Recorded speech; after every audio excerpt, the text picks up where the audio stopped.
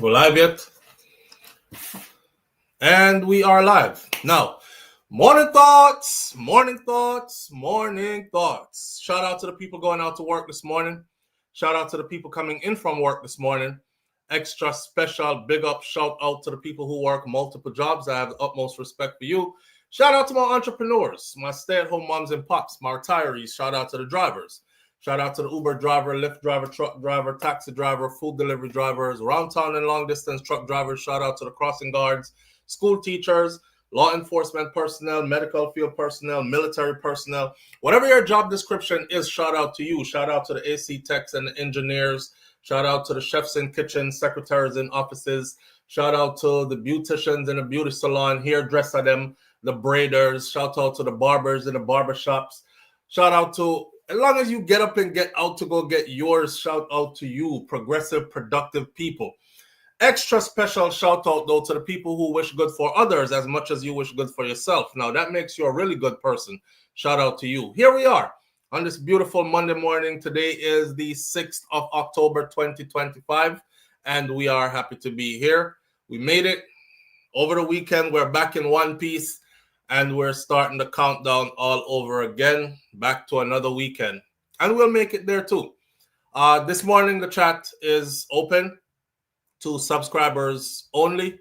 So if you see people in here, that means they are subscribed to the channel. And those who haven't made it yet are those who will have to wait this morning to be subscribed. So we put the subscriber on a time wait this morning. So if it's the first time tuning in, or you're one of those people who subscribe and then unsubscribe after the live and subscribe only on Mondays just so you could access the live, then you'll have a waiting period this morning before you can enter the live.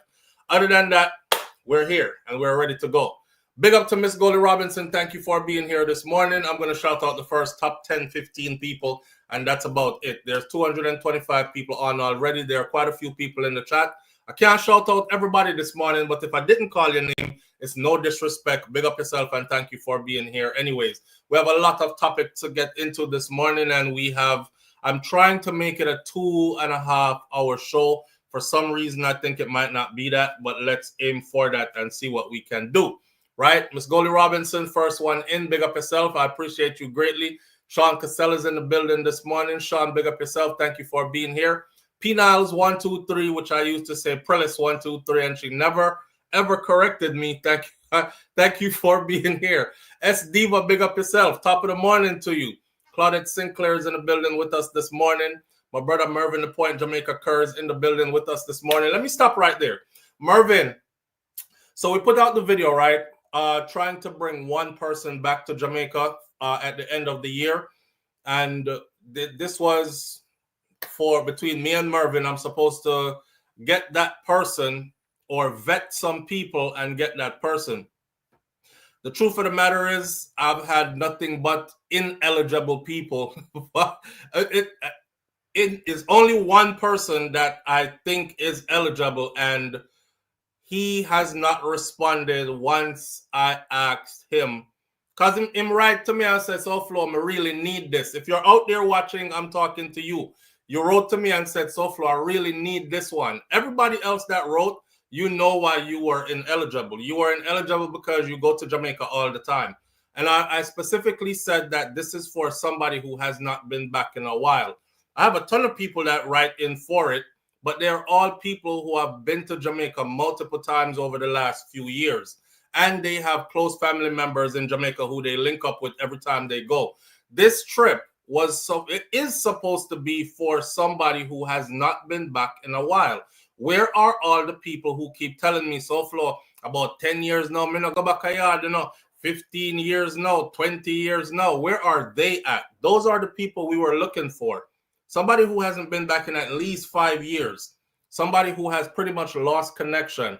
That's who we're looking for. So Mervin, as it stands right now, is just this one brother.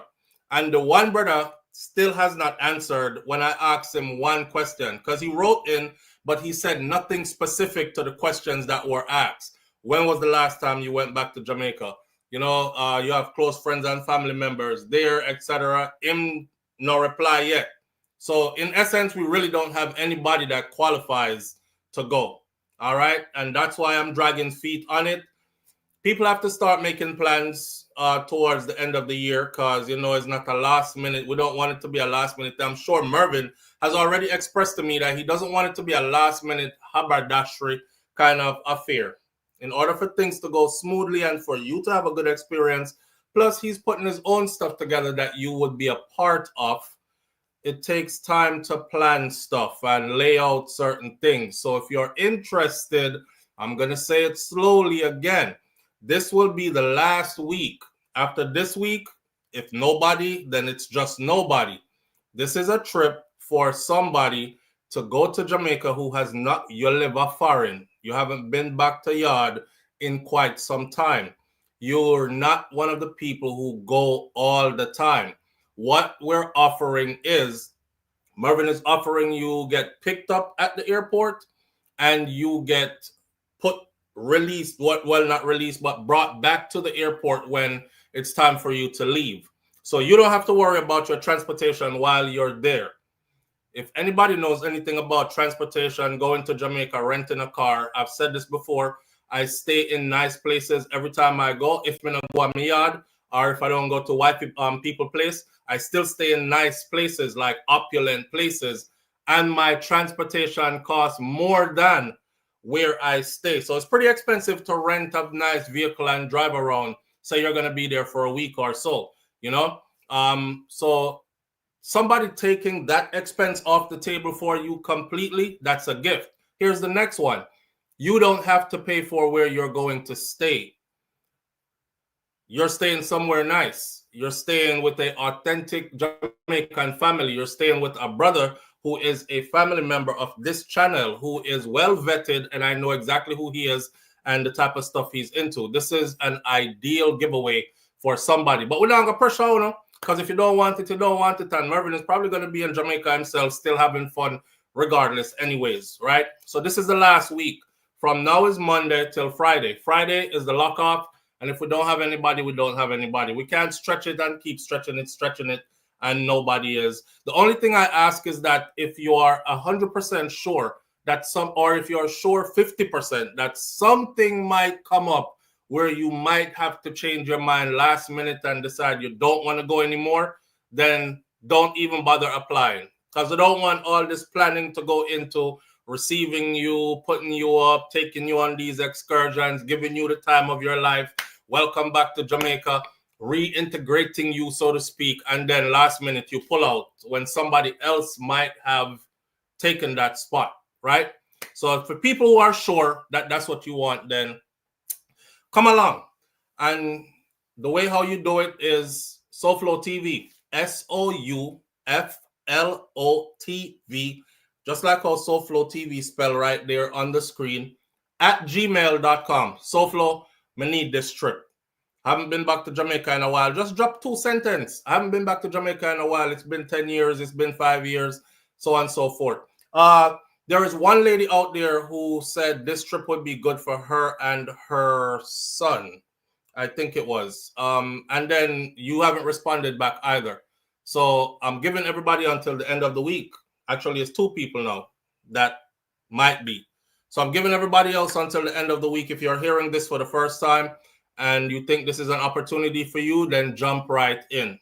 All right. I'll talk more about it as the week goes by, just so it doesn't miss anybody. Come on, say someone out there I work hard, and someone I work 2 jobs and all them, something that you don't tune in until after the live start. And sometimes we say these things in the middle of a 4-hour live, and by the time you reach that, so you drop asleep. So it's missing a lot of people. So we're going to do our best to get it out constantly throughout the week so that who is to hear it will hear it. All right. Big up to Mervin the Point, Jamaica Kerr. He's in the building. He's right here in our chat as well this morning. PG, big up yourself. Thank you for being here. Nisha, big up yourself. Thank you for being here. Elaine Brown, Jay Robinson is in the building with us. Norland Baxter is with us this morning. Big up yourself. Thank you for being here. Yvonne Walford is also here with us. Virtuous Fire. Audrey Wright, Denny Sparks is here with us. Thank you for being here as well. Audrey, big up yourself. Thank you for being here. Rizabella is with us. Peter G is in the building with us this morning as well. And I'm going to call up about 2 more names. Let's Bond TV, 5 up, big up yourself. Thank you for being here. Patricia Jackson, thank you for being here. Shar, thank you for being here. And Little Red Gucci, thank you for being here as well. S Diva, we appreciate you greatly. All right, we're gonna get into our topics now. We got quite a few things to talk about this morning. I actually want to share screen this morning. So what I'm gonna do right now is I'm going to take the live link, have it copied, and I'm going to post it in the chat for those who want to join me on screen. If you're going to join me on screen, though, please be somebody who is who is willing to be a part of the conversation. All right, nobody just step on screen, just sitting there. So be a part of the conversation. I encourage you. Here we go. Paste and shoot it up again. Let's see. All right, go over here and pin it. Okay, so the link to the chat is now pinned at the top of the comment section. All right. Oh, another requirement for that trip to Jamaica is that you have to be a member of this channel. I think that's what's beating a lot of people, because some of them that contacted me about it, they're not members of the channel. But they want the trip, but they're not members of the channel. So that was a requirement too, that you be a member of this channel. All right. All right. Let's get into our topic. So, do y'all want me to get the bad news out the way first? Because this morning we have bad news to talk about, and then we have some good news to talk about, and then we have some. Y'all want to get the bad news out the way first so we don't end on a bad note? Want to say? Get the bad news out the way. Big Mouth Shabba, big up yourself. Elaine Turner says, I'm a member in spirit. Elaine, you must be somewhere where you can't get membership, because the amount of donations you've given monetarily, and you're still not a member. And I keep saying that your donations could be your membership monthly. So I'm thinking you're somewhere where you can't get the membership, right? That's the only regret I have about this, is that there are people who would do it, but it's not available where they are at. Jerome. All right, let's get the bad news out the way first. So a couple of things happened over the weekend that's not good. I do have a message behind it. So I don't know if they are holding the numbers down. Now, my disclaimer, whenever we talk about bad things happening like in Jamaica, this channel is like a conduit for many people who haven't been home in a while, or, you know, even if they haven't been home in a while, if they go home a lot, they kind of come here to stay abreast with what's going on. More than just watching news, it's like a little bit more in-depth of a discussion of what took place. So that's one of the reasons why we do this. It's basically just to raise awareness, keep everybody up to speed as to what's happening there. Majority of the people that come here are Jamaicans, are connected to Jamaica in some way, even though we do have people here who are not from Jamaica. All right. So one that was disturbing for me is there was another mass shooting in Jamaica yesterday, Sunday. There was a mass shooting in Jamaica on Sunday. These are becoming more common in Jamaica than ever before.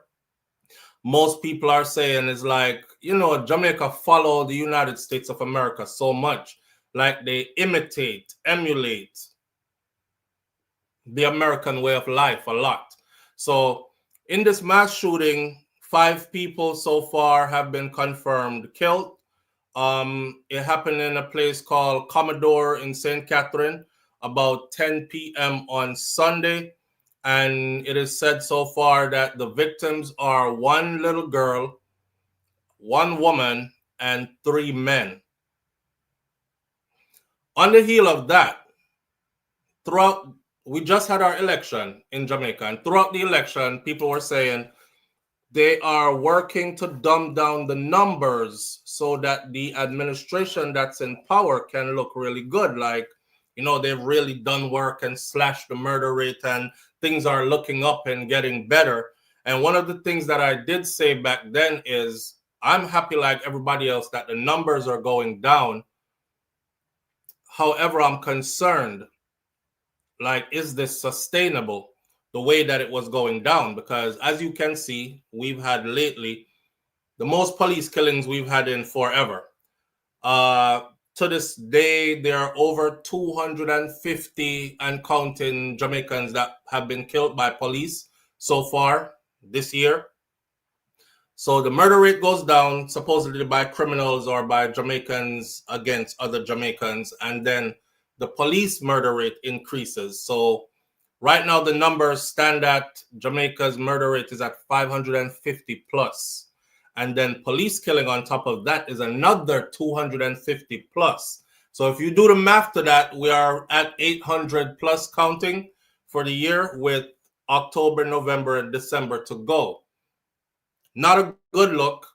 And then on top of that, because I'm rounding up all the bad news to get them out the way, let's get this one along with it. Motor vehicle accidents. Motor vehicle accident deaths in Jamaica. Over 60 people have been killed in road crashes in just a 2-month period. That was as of July 28th of 2025. Now, up to September 26th of 2025, we have lost 289 Jamaicans killed in motor vehicle accidents. The Jamaican authorities are saying that this is due to a couple of things. The three main factors are failure to keep in your proper lane, improper overtaking, and excessive speeding. Those are the three things. Failure to stay in your proper lane, improper overtaking, and excessive speeding. The officials are saying that based on current fatality rates, Jamaica could end with 350 to 390, but that was before they had a spike in June to July, and then the prediction changed that Jamaica is now projected to hit or surpass 400 people killed on just in motor vehicle accidents. That's crazy. So there's another article here that has to do with non-communicable diseases. So an article came out that said Jamaica is second in the Caribbean for their handling of non-communicable diseases, which means that they're doing a good job, right?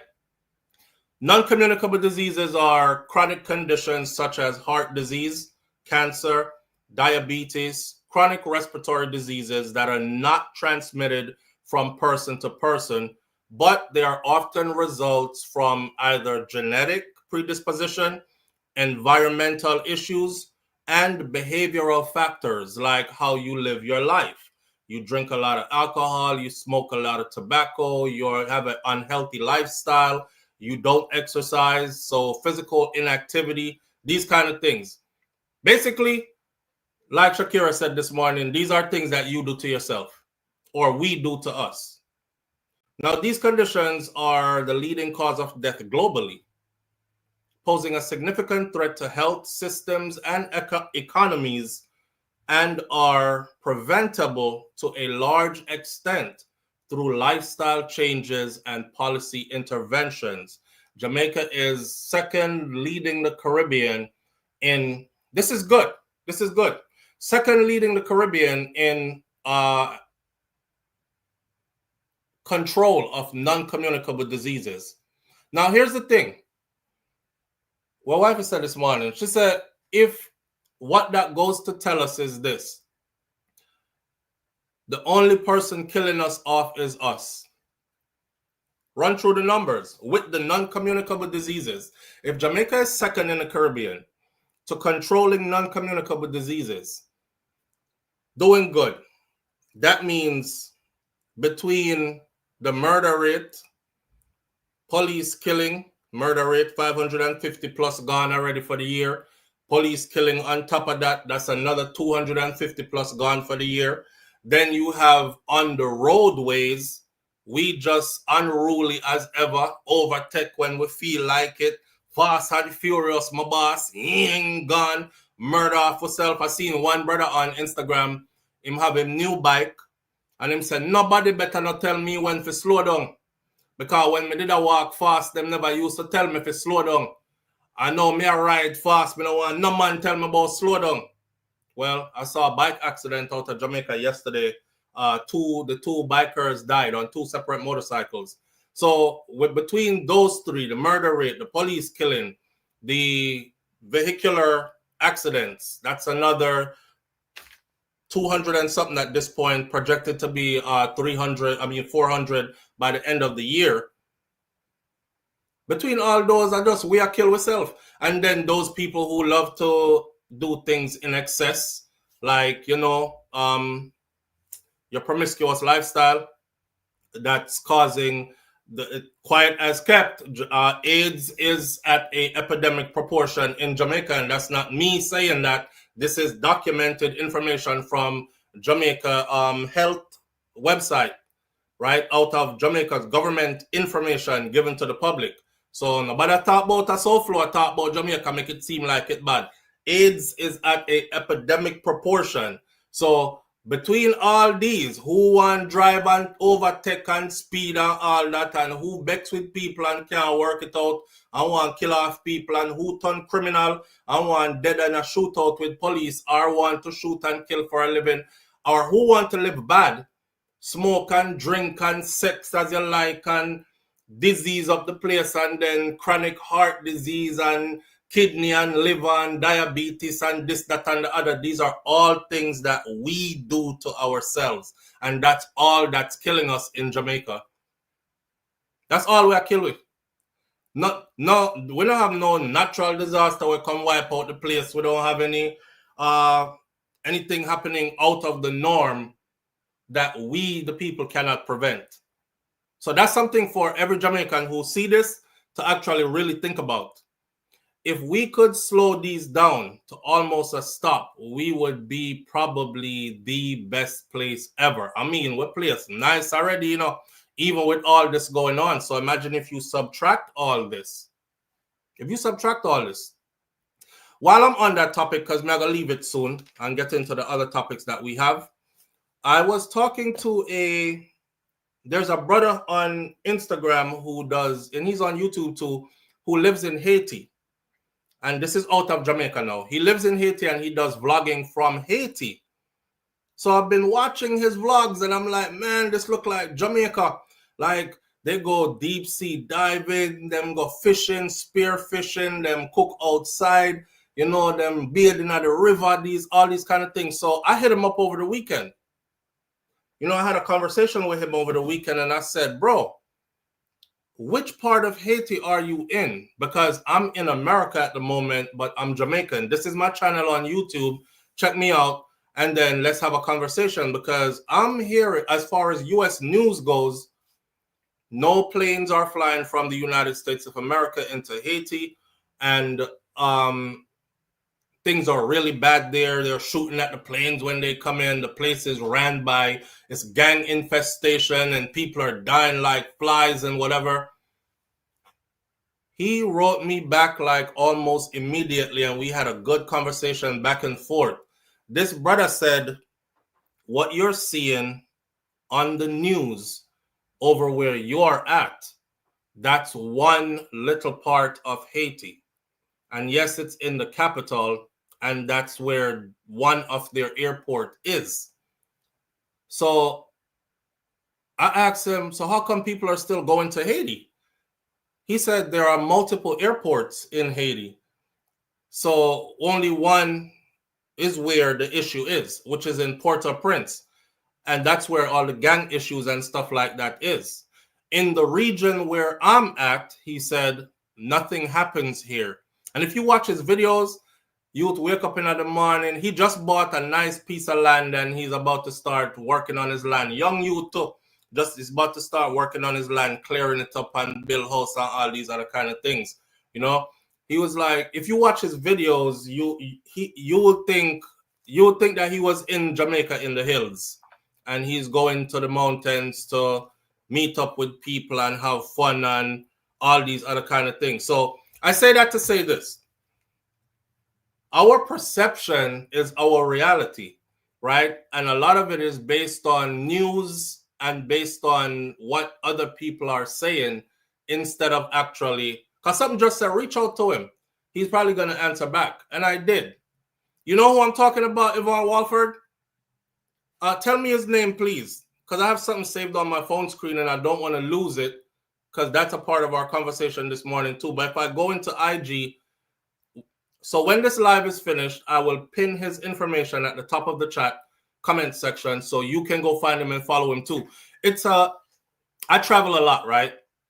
And I tell people I travel a lot, meaning, yeah, I've been to a lot of places, but I travel a lot now vicariously because the world has changed. Everybody is vlogging. You could be in France today in 5 minutes. I'm in France for 15 minutes, and then I'm in Haiti for 30 minutes, and then I'm in Jamaica for another 30 minutes to an hour, and then I'm in, right? He's a farmer? No, he's not a farmer. He just went around some farmers recently. He's not a farmer. He's just a vlogger. He's about 21, 22 years old. And he shows you his daily routine. Like, I wake up in the morning, I go outside, I stretch, breathe some fresh air, make a cup of tea, and then put his computer on this wooden makeshift desk. And he goes, then I go to work.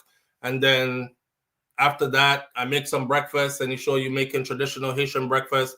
And then where he's going to go today to do.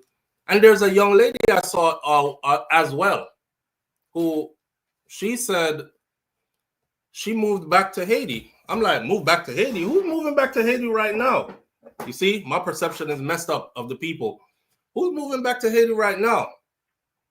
Man, he went and hooked up with her. And if you see how she is living in the hills of Haiti, I'm talking about big, nice house, not no old house, either modern day house style living, nice kitchen, nice amenities, big. A lot of us in the U.S. don't have a house like that. Let me put it to you like that. A lot of us in the U.S. do not have a house like that. And I was surprised. I'm like, this Haiti? Yep, it was Haiti. You know, Haiti is doing the perception we have. So here's where this comes in for me. I've heard people say a lot of the times, I would never go to Jamaica. Yo, they kill people down there for nothing. You seen their murder rate? I mean, Jamaica is a small island. I know America got a lot of murders, but you got space here. You can run and spread out. Jamaica is like tiny. It's like somebody dying like every minute. People die like flies. The crime rate is high. The this, the that, and the other. And then I go to Jamaica and I come back and I tell people peaceful stories and I show you nice videos, you know, climbing Duns River Fall and going here and going there. And I'm going through multiple parishes all across the island. And none of that's happening. I have never ran into anything. Even me, I'm wondering, I'm like, when is all the drama happening? Because it don't happen when I'm here. And I'm a bit off everywhere when I'm here. You know, but the people who haven't been, or the people who made up their minds they're not going back because they had a bad experience, I think they look at Haiti like how I was looking at Haiti. Y'all remember the video I did recently, or not too long ago, me and Shakira did with Haitian food, where I said Caribbean people need to start bridging the gap, right? Somewhere in my wildest dream, the Caribbean in the future will have no borders. Somewhere in my wildest dream, we'll have no borders. Just like I think all African countries should have no borders. And as long as you're on the continent, you should be able to jump from country to country. I think one day in the future, maybe the far future, maybe the near future, I don't know, we'll have no borders.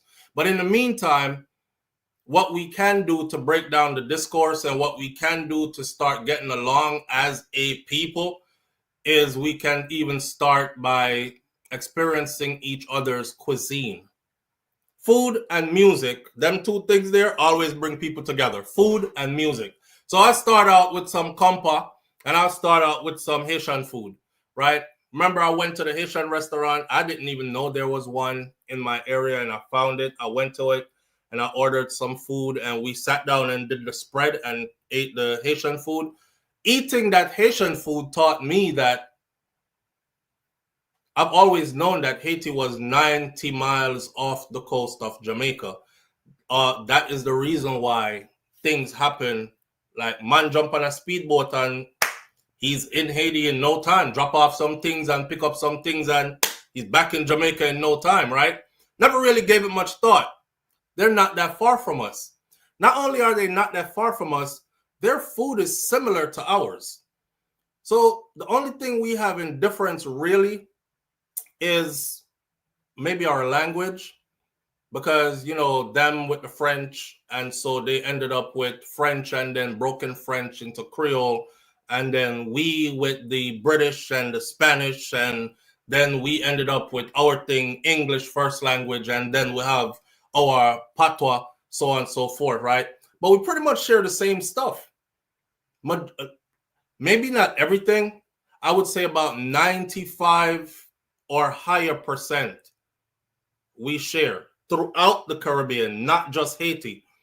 Some people might call it different names. Some people might use it different ways. Like, is a Barbadian, somebody from Barbados. She's from Barbados. And she says, SouFlo, you never have curry oxtail? And I said, curry oxtail? Why would you curry oxtail? I'm like, why would you curry oxtail? No, we do oxtail with broad beans and them something there, you know, brown stew, it like if it's the closest you could come to. And she was like, no, man, you had to try curry oxtail. I'll tell you what, I tried some curry oxtail, right? And I was like, damn, I'm mad at who never told me that oxtail could be curried. It tastes good. All kind of stuff. But we pretty much are the same people doing the same things. We just, Bajan, PG is Bajan, yeah. Yeah, when I said the Buffalo Soldier say you can't curry anything. Yeah, I ain't gonna deal with my Trinis, the currying lizard and all these things. I ain't eating the lizard. But we are the same people doing the same thing. And the perceptions that we have, like when they speak about certain places and we listen to they, you don't know who they is. When we listen to they, we start to divide ourselves, right? I'll never go to Haiti. Damn, that place messed up.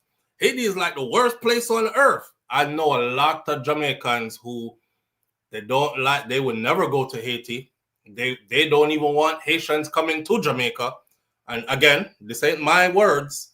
This is me, and you can look at any news article where the comment section is open, where it says 9 Haitians found washed up ashore in Jamaica this morning. 12 Haitians washed up ashore in Jamaica this morning. 15 Haitians on a boat washed up ashore in Jamaica this morning. Just look at the comment section. These are Jamaicans commenting, right? It's majority of the comments are never good. And I don't even want to repeat any of them, but majority of these comments are never good. So just saying that to say, I think it's time for us to start looking past what others keep telling us about each other and start learning each other for ourselves, right? Start learning each other for ourselves.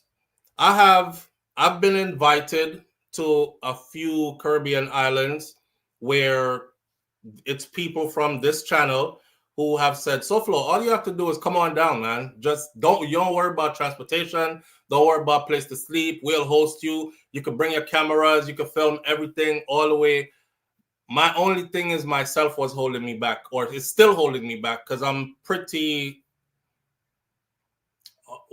for the right word. Careful is an understatement for me. I'm pretty, I don't know. But in my mind, I'm thinking, what if they do something to you when you're there? What if so that's, I'm thinking negative. I laugh, but thinking negative doesn't really help, because I really could be going places. I've had offers to paranoid. Thank you, Sam and Maitland. Paranoid is the word. And my paranoia is too high. It's too much, which is a whole other issue. But I've had offers for Barbados, St. Vincent and the Grenadines, Trinidad and Tobago. I've had offers for Guyana. I've had offers for, nobody has to offer me for Jamaica. I'm just there all the time. Even when I try to go somewhere else, I end up booking a trip to Jamaica anyways. I've had quite a few offers for other Caribbean islands, all expense paid. Just come on down. And I just haven't. I'm like, yeah, man, I'll be there soon. We soon link up, and I don't do it. So I think I'm gonna start taking these offers up. I'm encouraging all of us to stop listening. Listen what I'm saying. Stop listening what people on the outside are telling us about us and start actually getting to know us, each other for ourselves. All right. Again, that brother, Haitian brother that I'm following, at the end of this live, I will pin his link as the first comment of this chat. And you can go and check out his channel and you'll see what I'm talking about. You are going to be surprised, for those of you who think bad about Haiti based on news media, especially American news media, you're going to be super surprised when you see his videos, his vlogs. And he does them every day. This is what he does for a living. Apparently it's paying off big too. Alwyn says our people shouldn't be listening to these FN wannabes talking ish about our Caribbean country because we definitely have to get each other's back. Yeah, I think we're slowly getting there. I remember back in the day, the Caribbean was kind of divided. Yeah, that's where I started hearing that talk about Trinis don't like Jamaicans and Jamaicans don't like Trinis and Barbadians don't like Jamaicans and this one and that one and don't like that one. It started out like that. But I'm getting to realize that it's mainly propaganda. Yeah, it's mainly propaganda, and it's also mainly the people that we're not like anyway, like those who are in positions of power. Because the regular people, they get along with each other. It's at the governmental level where policies come into place, and Haiti have beef with Jamaica because of they didn't sign something, and Jamaica has beef with Trinidad, and Trinidad says Jamaica could have been the last signee on the list that would have made something go their way for the whole Caribbean, but they didn't do it. So they're like traitors, and something from way back when. I don't even get into the proper details of it. But yes, Grace Tennant, it comes down to that whole divide and conquer stuff. One of my dreams in this lifetime is to travel to every single Caribbean island there is, and not just to pass through, to stay there for a minute, spend some time, eat some of the food, move around the island, feel the pulse of the island. That's one of my dreams. So I could tick that off the list. Like, I've been to every Caribbean island on the face of the earth. Every one of them I've been. I stayed there. I enjoyed myself. I saw the people. I mingled with the people, and I go back on a regular basis to here, there, and there because those are my favorite ones, blah, blah, blah. I want to do that. Just like I have a dream to actually go to every state in the United States of America. Not putting it out there too much, but right now I'm actually working on putting together the finances to get a travel vehicle. So not just a travel vehicle like something you drive on the road, but I'm talking about a trailer camper. So I'm working on putting together my trailer camper so I can take this on the road. I want to be able to wake up in Georgia, Alabama, Mississippi, Louisiana, Texas, go up the road, go the other way. I'm in North Carolina, South Carolina, all the way up to New York, come across the middle of the map. And so you're seeing me in different places around the United States of America. I want to do that as well. That's a lot to do in one lifetime. If you can say I have been to every state in the United States of America, you are a well-traveled person. And that's without even leaving the U.S. Could you imagine saying I've been to every country on the continent of Africa? That's 54 countries? Then you've traveled, really, really traveled. Could you imagine saying I've been around the world? Right. So I'm taking my time. But these are things that I actually definitely want to do. I forgot I could do this. We're planning a trip to Haiti next spring break. We fly in with Sunrise Airways to Cape Haitian from Miami. Cape Haitian is the one he says is the good airport, and that's where he flies in and out of as well. Big Mouth Shabba trucking. Yeah, I don't want the trucking thing. I just want a trailer. I want a nice trailer that have like bed and bathroom and all that stuff in it, so I could drag wifey and the kids along and we can go on the road like that. We don't have to rush to get back home, and we don't have to stop all the time to be in hotels and all that other stuff. It gets pretty expensive out there. You trying to travel, and then you have to be doing these hotels and all these. RV camper, Lisa. That's what I'm looking for right now. A good RV camper, one that is not too expensive, and you know, I already have the vehicle that I could hook it up to, so I just need the RV camper itself. The Buffalo Soda said, "Yep, he is doing well with his blogs. I noticed the weight that he has gained, eating well." He's doing well. He's doing pretty well, and I like it. And through him, I'm living vicariously. I was in Haiti yesterday. And I had fun. Seeing them do a lot of stuff like just like Jamaica, how the youth them run and just dive into the water one behind the other like dolphins, just free Caribbean children being Caribbean children. Free Caribbean people being Caribbean people. You know, with vibes different, you know? I think I told you all this before. The Caribbean moves on a different beat, and you won't realize it until you leave where you're at. You're actually like a hamster on a wheel. Not saying anything bad about the US. I'm just saying you have to work here a lot, right? Ain't nothing wrong with working, but you need to be living life too. Here in the US, you have to be like a worker bee. You got to be doing this, and you got to be doing that, and then you got to be here by this time, and then you got to clock out, and you got this long break, and then you got to do this. You got to be back here, go home, get some sleep so you could get up and repeat, and you got to do that. You hit the Caribbean, it's completely different. You literally be jealous of the people them. I'm like, doesn't anybody hurry? Nobody hurries. Nobody is running like, oh, I gotta catch a train. Oh shit, I gotta go. I gotta get the bus. I gotta go. Or I gotta get through traffic because I gotta be here by. Oh, it's good. Pom, road rage and all this. When you get to the Caribbean, especially, well, for me specifically, when I get to Jamaica, that's one of the things that is gone, instantly missing. Even I'll be jumping up like I got something to do. I'm like, no, you don't. You don't have nothing to do. You hear the bird them outside? Yeah. You hear your neighbors talking? Don't have a damn thing to do. Go outside and smell fresh air. Because I'm in the mountains.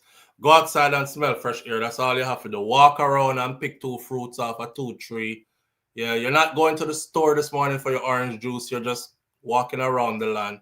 Bust 2 orange. I get up and go outside with a knife. I'm just peel 2 orange and just, you know, eat them same way as I'm walking around and looking. I could hear the pig them over there. Go around at the hog pen, go look on the hog them. And could hear the chicken them around there. So could hear it's like, I remember my cousin, I told you all this before. I was like, come pick me up by, like I said to him, come pick me up by 9 o'clock. You have to be here by 9. Why my cousin show up like 9:35, 9:45, something like that? I was pissed when he got there. I'm talking about I was steaming, my face bent up and everything, right? And he just laughing, and I sat in the car, and he was like, all right, cuz where we are going to know? And I'm like, man, just drop me off blah, blah, blah, wherever. And he was like, your Bex? I said, yeah, my Bex. I tell us a day by 9 o'clock, brother. What time this year show up 45 minutes late? He was like, and him say, cuz I know upside you're there, you know, like you're not in America. You're up on Jamaican time now. When he said that, I was even more pissed. I was even more pissed. But then I didn't have a choice. Because that's who was taking me around, so I didn't have a choice. But I was pissed. You're there on Jamaica. I don't want to be on Jamaica time. I want to get to where I have to go. Where, and you know what he said? He said, watch. You'll kill up yourself. I'm going to carry you go there. And remember, me late, you know. When you reach there, you still have to go wait. Because them not even open yet. I swear to you, I kid you not. When I got to where I was going, they wasn't even open yet. And they're scheduled to be open at the time I'm scheduled to be there. So I'm thinking he's running late. I'm not going to get through with my business because him said, yes, at Jamaica, I live, man. I know the place run. May I tell you, just relax, man. He was like, just relax. You know, a friend him said, just relax. I was like, He was like, take a few breaths, man. Just relax. Yeah, you're not up so no more. Yeah, chill out. And I was like, damn. Imagine, and I started looking at myself from the outside, like, imagine how you seem to him.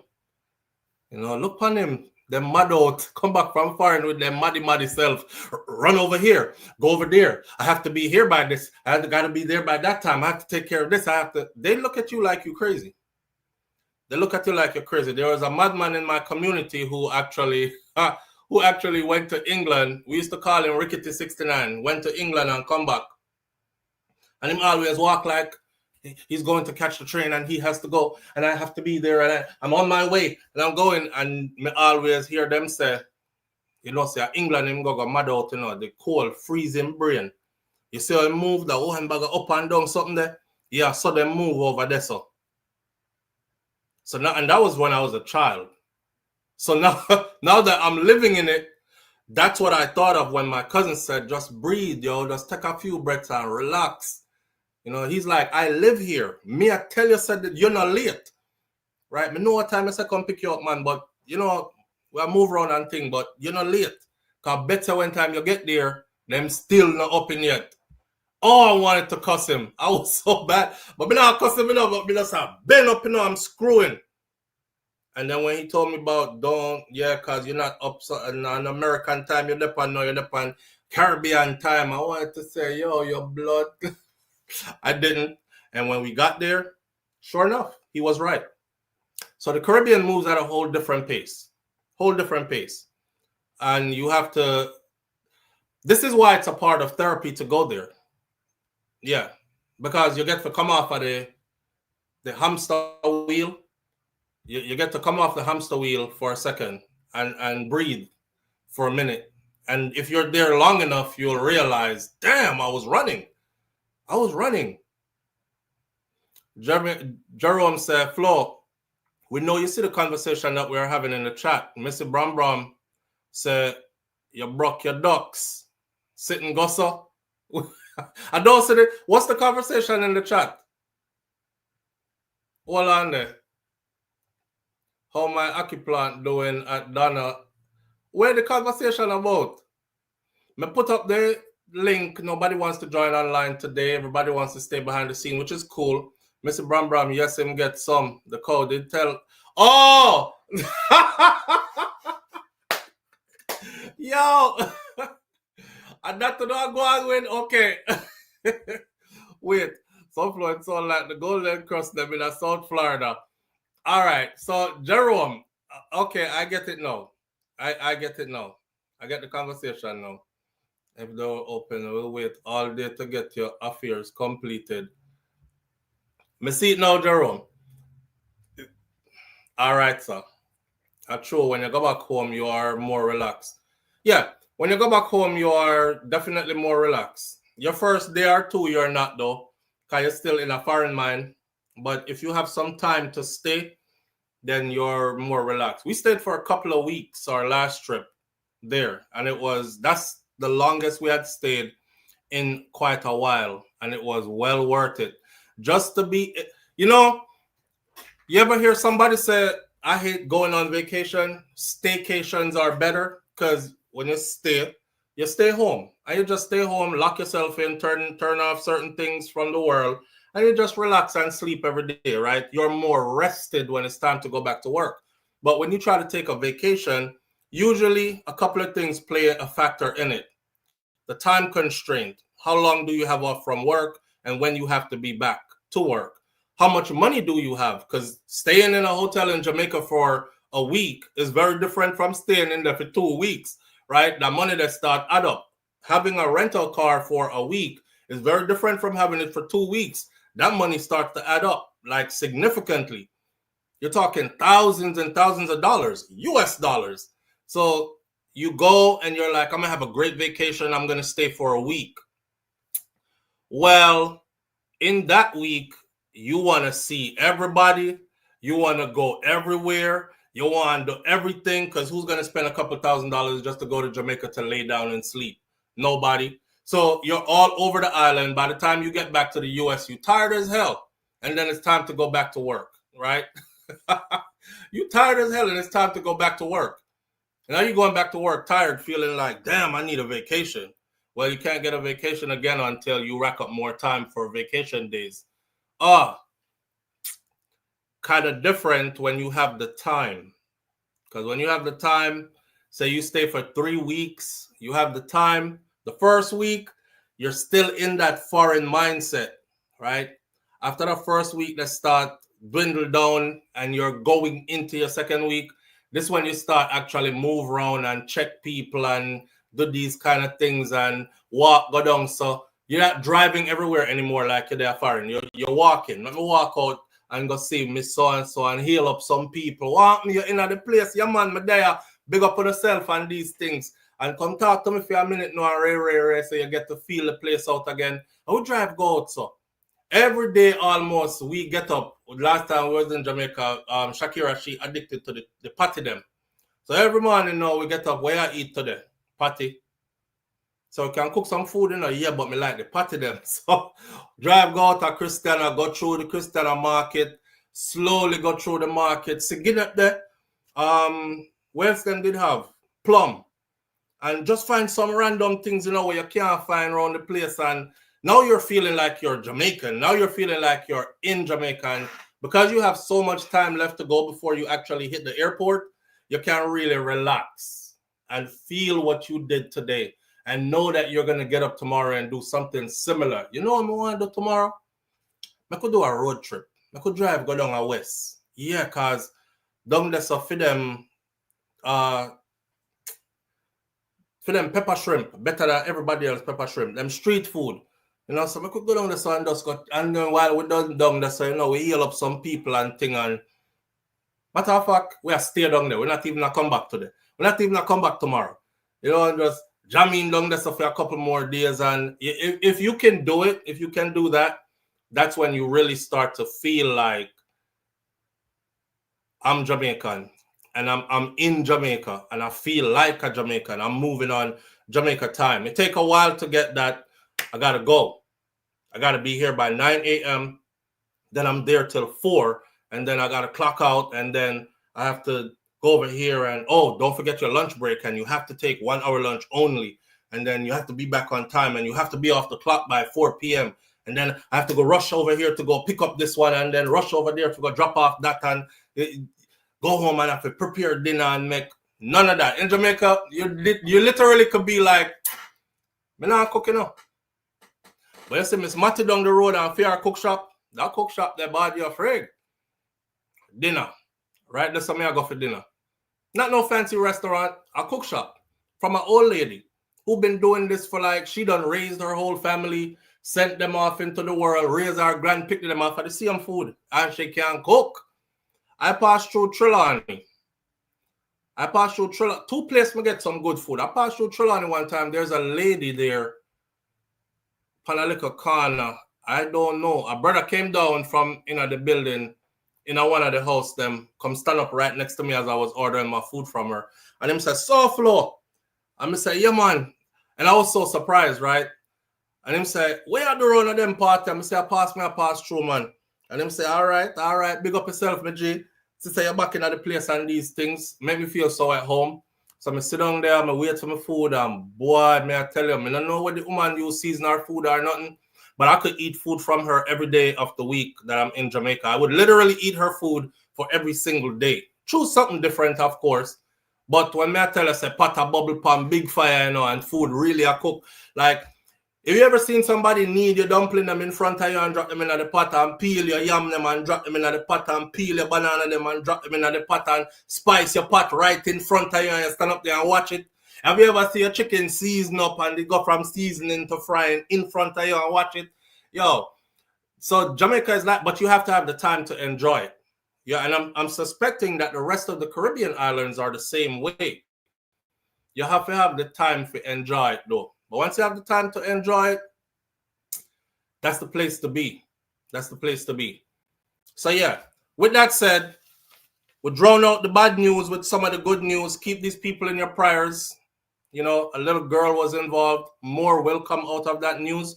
I have a feeling that they are suppressing the killings in Jamaica for whatever reason, so it doesn't make it to front page, so they can continue with the narrative that, you know, this administration has cut the murder rate in half suddenly, and we're going to end the year with the lowest numbers we've had in over 2.5 decades or some historical something like that. But the truth of the matter is, what's happening on the ground is still happening on the ground, you know?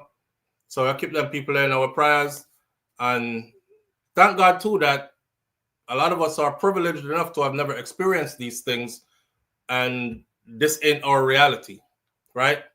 Mini Bob. What's up? How are you? I'm good, bro. How you doing? Good. How was your weekend? It was okay. You know, family issues. You know, people sick. People want to, you know. All right, all right. Mini How about Bob, you? How eh? was your weekend? Yeah. Yeah, man, the weekend was good. You know, went to the beach a little bit. Summer is gone now, but Florida's still hot. Just the water is rough at the beach, but we went to the beach, took the kids to the beach a little bit, and spent time with the children over the weekend. That's it. Relax. Can't complain at all. Yeah. Yeah. Donna says 5 dead in Linstead. That's the one I'm talking about, Donna. It's in Linstead. Yeah, it's in Linstead at a community called Commodore in St. Catherine. That's exactly the story I was talking about. We heard that story from way before the news media start to put it out, and it still hasn't hit front page news in Jamaica yet. Up to this morning when I was starting this live, which kind of let me know that they're not too anxious to put stuff like that on front page now. I don't know if they got a memo that said stop putting these type of stories on the front page because it's making the place look bad, you know, divert the people attention to something else, something better that's going on the island. But the message in doing all of that this morning was, for the most part, is us killing us for the most part. And if we can just do better, then we would have some of the longest livers if we could just do better. But those are the factors, you know. There's a particular story, moving on to another topic on our discussion board this morning. Jayden Smith. Mini Bob, you know about the little boy, 12-year-old Jayden Smith that went missing? In Jamaica? Yeah, A little bit. a little Very, bit. yeah, very. Well, he went missing. It's been 10 days now. It's been 10 days now. I said last week, if he's missing for 2 weeks straight, I'm giving it 14 days. And then I'm gonna say he's not among the living anymore. So I found out a couple more things over the weekend. Like, there's a story here about his. This is why I didn't want to change my phone screen, because that's the story on the phone screen, and I just did it. I just got rid of it. So the story, I just accidentally swiped and got rid of it. The story is that Jayden, according to his aunt, who is taking care of him, the story over the weekend is that the aunt said that Jayden drained his savings account before he disappeared, and he drained his savings account and he bought extra food before he disappeared. Now, he disappeared the day after the child broke his leg. And the details about the child breaking his leg, now, I thought they said the child was jumping on the bed. Was it 3-year-old, 4-year-old was jumping on the bed and fell off the bed and broke his leg. And now the story changed to Jayden was jumping on the bed and jumped on the child and broke the child's leg. Now, I don't know too many 12-year-olds that jump on bed. No, you're right. So he drained his savings account. He bought extra food. He disappeared. They were having a discussion about his mother, and somebody said, I am their family member, and my granny had him which is his mother's side, had him up until he was 6. But then his father took him and gave him to his sister to raise, and they brainwashed him against his mother. So there's a lot of stuff that's coming out that I never heard before, right? So that side of the family brainwashed him against his mom. And most people are now thinking that he's out there somewhere. So they asked, could he possibly be with his mother? And his mother is hiding him. And they said no, because his mom is actually looking for him too. And she's worried too. C. Robinson said, real talk, Halloween, when you reach JA, all problems gone. You land back, everything come tumbling down for you. That's why I was so depressed when we're coming back. You see, a bare sad face you see in an airport, when you're leaving. When you land in Jamaica, you see bare smiles, bare happy face, right? Oh, everything good. Yeah, man, all right, you're at the place, blah, blah. When you see leaving, everybody's face look like they're going to a funeral at the airport. But back to this, though. Missy Brown says, something did really go on before. Why would he do that the day before? Exactly. Now, the next part I'm hearing is that the small child, is not Jamaican or is from Jamaican parentage, but I don't know how true this is. I wish somebody would call in along those lines and say, this is my family, let me tell you what's happening. But I'm going off what's been said in the public space, is that the child is not Jamaican, the child come from foreign. And when picnic come from foreign, everybody rally around the little foreign baby and treat them a certain kind of way, because fly mustn't pitch upon them and these things. So when that child came, the child started getting all the attention and the good treatment, and I guess Jayden was not getting that kind of treatment. So every little thing will happen, they would bark at Jayden, as far as I'm hearing. And it's stemming from all that. Something is super off with this case, though. Something is super off with this I need case. to ask you something. You think they've been abusing him and he just went away? He just have enough? I don't know if he was getting okay, so in Jamaica, when you grow up rough, you just bear it. You just bear it. Like, if you grow up in a house that beat all the time, you bear it. I grew up with Miss Ruby and Mas Clevey, right? To a certain point before I left. And Mas Clevey never beat a lot, but Miss Ruby, if Miss Ruby could beat you 7 days a week, she would beat you 7 days a week. And she gave you the beating that she beat and talk at the same time kind of beating. So, but I never ran away. But it was a disparaging kind of feeling at times, like, damn, I'm always getting beaten, But when you don't know any other way, so maybe Jayden was you tell yourself that you're being disciplined, because that's what they tell you. So maybe Jayden, did I get beaten all the time already, and now he was getting more beaten. The beatings escalated. Maybe if he ran away though. That's if he ran away though. But if he didn't run away and something indeed has happened to him, then I would think along the lines of that child, when the child broke the leg, because the child broke its femur, right? So when the child broke his leg, and the auntie said she went in the room, and the only thing she said was, Jayden, you have to be more careful when you're playing with the baby, which I don't buy, because no Jamaican parent or no Jamaican supervising adult is going to come in a room where a child just broke them femur and you're responsible, or they think you're responsible, and them just say, SouFLo, you have to be more careful when playing with the baby. Okay, everybody, get dressed. We have to go to the hospital because it looked like the baby just broke something. That not sound right to me. So I don't know if them rushing there. I want him to the baby. I want you to do to the baby. Boof, buff, buff. Beat up Jayden. And in the process of doing so, something happened. Or maybe that day Jayden get licks that he never got before from them. Maybe that day he got licks he never got before from them. His family, now according to his family, they're saying he didn't get no beating. They even told him that it wasn't his fault, so he shouldn't take it personal. So they can't understand why he ran away. Mina, by the one.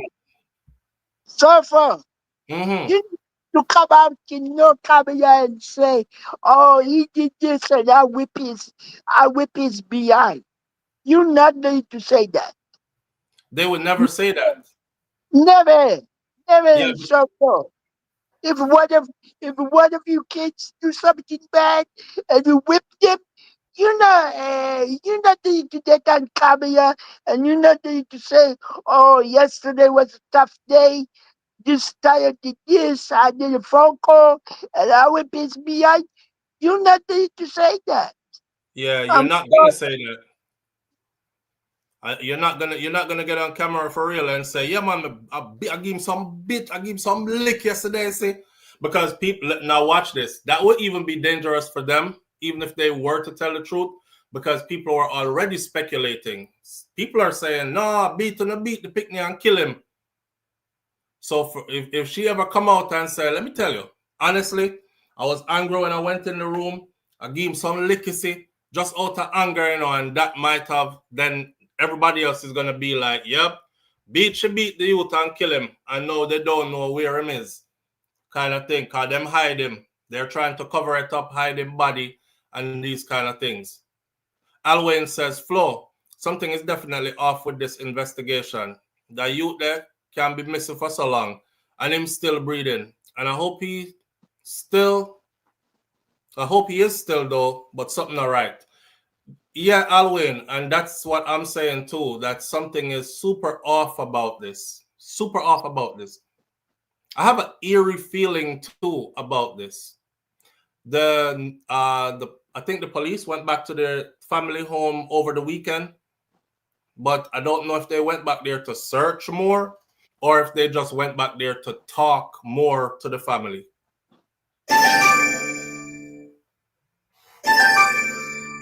Let's see this phone now. All right, here we go. Live on the air with SouFLo. Good morning. Good morning. Good morning, Flo. How are you? I'm good, family. How you doing? I am very well, thanks. Just so. Your call cut off. You got to call back. She said, I'm doing very well, thanks. Clip. Where's that Star Brown says, I think the aunt did something to him for him to take his money and left.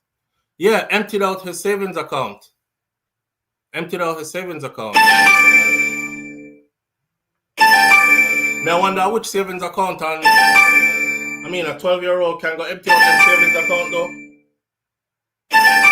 Keep calling, caller. Keep calling. The phone is not opening up.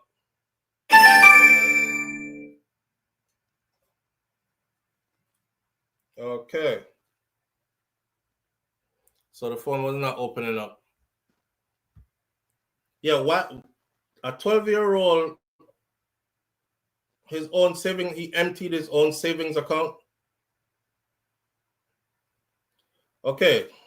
For some reason, the phone is saying 11 missed calls, and I haven't heard not one call except for this one. So we have 20-something things open on this phone. All right, I've cleared the phone. I'm ready for your calls. My bad, I didn't prep the phone before I came on. All right, caller, please call back. Can they prove? Where I said? I want us to keep talking about it because in my mind, if somebody is holding him somewhere, then I want them to see that he's a constant conversation topic where they get to like, you know what? We have to go.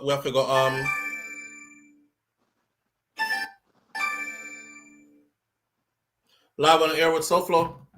Yeah, hi. So, Flo, we got disconnected. I apologize. Right, no problem. Okay, listen, I Mhm. know you're speaking on that little child. Okay, but there is something I must mention on your life.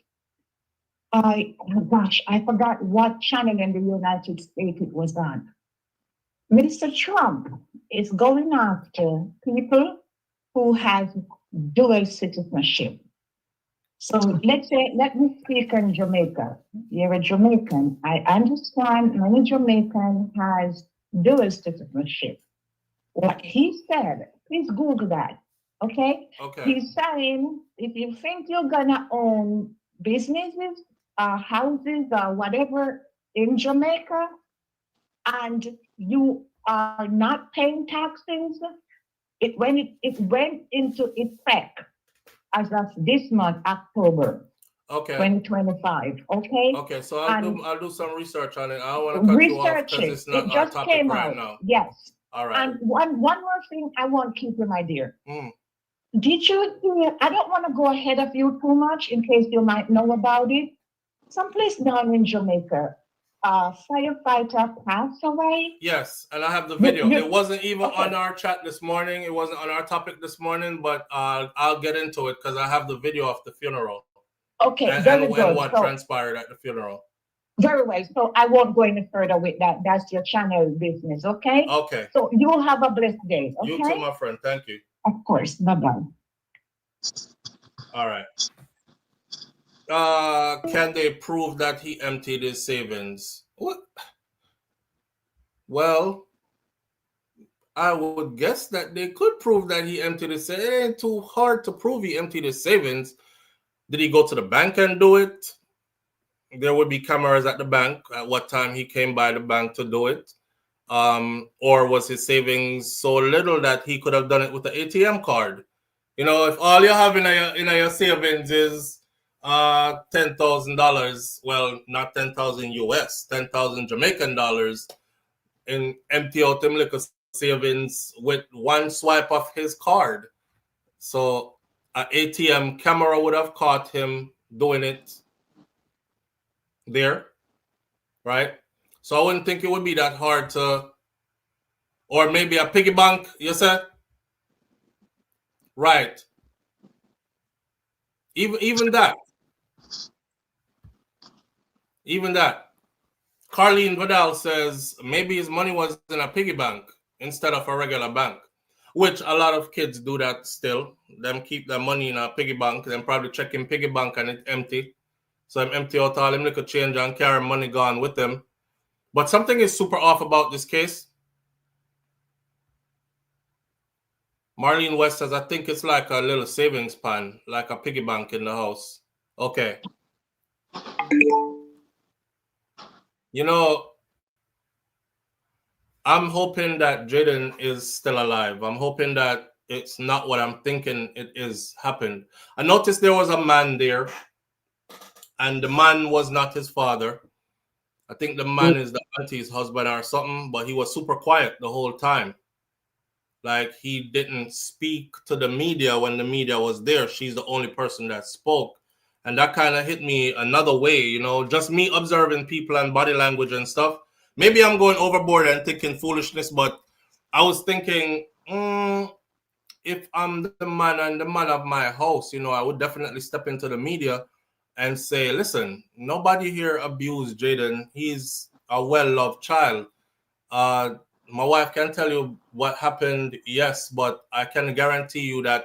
But he just never said nothing. So maybe the man do the beating. Let me tell you about growing up, right? You see, my grandmother would beat us so that my grandfather didn't have to beat us. Now, Mas Clevey is a man like this. He didn't beat you but once a year. If you got beaten that year, right? He's the man of the house. He didn't beat you but once a year. But when him beat you, is a near death experience. Is a near death experience. So it all depends on who was beating this little boy. You don't have to be the auntie. Musclevy beating them was a near death experience. Yeah, and him beat you like him really wanted to kill you too. I don't know. Flo, I wanted to be on the show, but I can't right now. I'm in the work zone. Alwyn, trying to stay to. All right, Alwyn, big up yourself same way. Well, you said too many different stories. I just wish Jayden would pop up, call somebody, say something. So far, this is what the matter.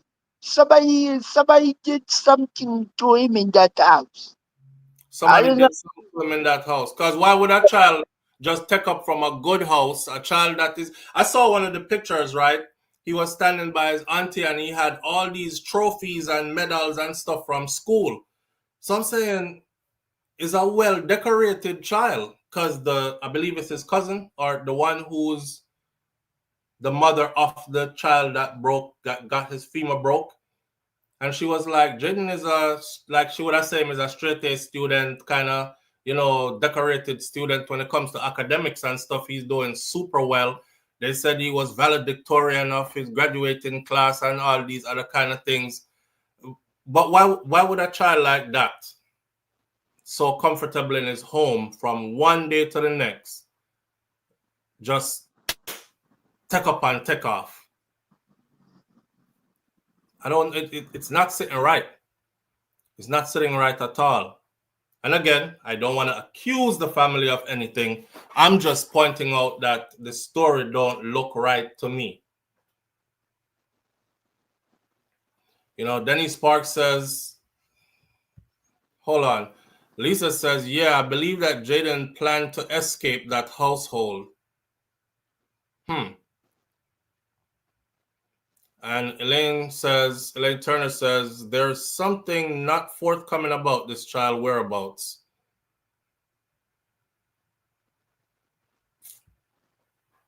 Kitch says, these people that are in management just odd. I believe something bad happened to Jayden. Everything happened after the incident. Because his life was good until that child femur got broke, right? His life was good until that child femur broke. That he wasn't missing days in school. He's a child that show up every day for school. He's a child that does super well academically. He's a child that look like he's always well put together, taken care of and all these things. So presented to the public on a daily basis, in school and out the road, looking good all the time and shining academically, and suddenly you just disappear. Don't add up. Live on the air with SouFLo. Good morning. I might as well take the toilet brush and stay in the toilet all day today. Yes, bro. Morning. Pure batch. Okay. Mr. Jayden now. Okay, so everybody keeps saying that they're seeing Jayden here and there and everywhere. We love our phone and we love video everything. How come somebody in a video him all know? Not one video of anybody. Teacher said that last weekend. Okay, no man, but you're on point. You're on point. You're making sense. Then again, the first report that the auntie made very calmly, we did not say anything to him. We said, why did you do that to the baby? You have to be more careful, Jayden, when playing with the baby. Yeah. She come in and say, me think they put you last, but me I got kill you. Right. Yeah. Right. If I really run him runway. Then again, she make another argument that we were at the hospital and then left my mom with the baby and came back home. Me left my baby and come home from hospital. What she go home go do? And you know what? Watch where somebody just said they got to pay attention, Caribbean blend. They got to pay attention to the cousin because the cousin is the mother of the child. All right. So her child broke his femur and she's talking so calmly. Maybe another auntie doing nothing, Maybe have something to do with the cousin, the mother of the child, right? Cover up. What she said in her story for her video, she said, I told Jayden, I already explained to him that he's not to be blamed, that these things happen, you know. I don't know. Well, she's so sweet and so calm. I love the auntie that What back. you say, babe? What? Jerome? All right, babe. Jerome, you hear that? Well, you're good to know. Jerome, me tell you to get some. Yeah, that's good though. That's good. That's good. Yeah, back to Jayden now. That's a little bit okay. Yeah, man.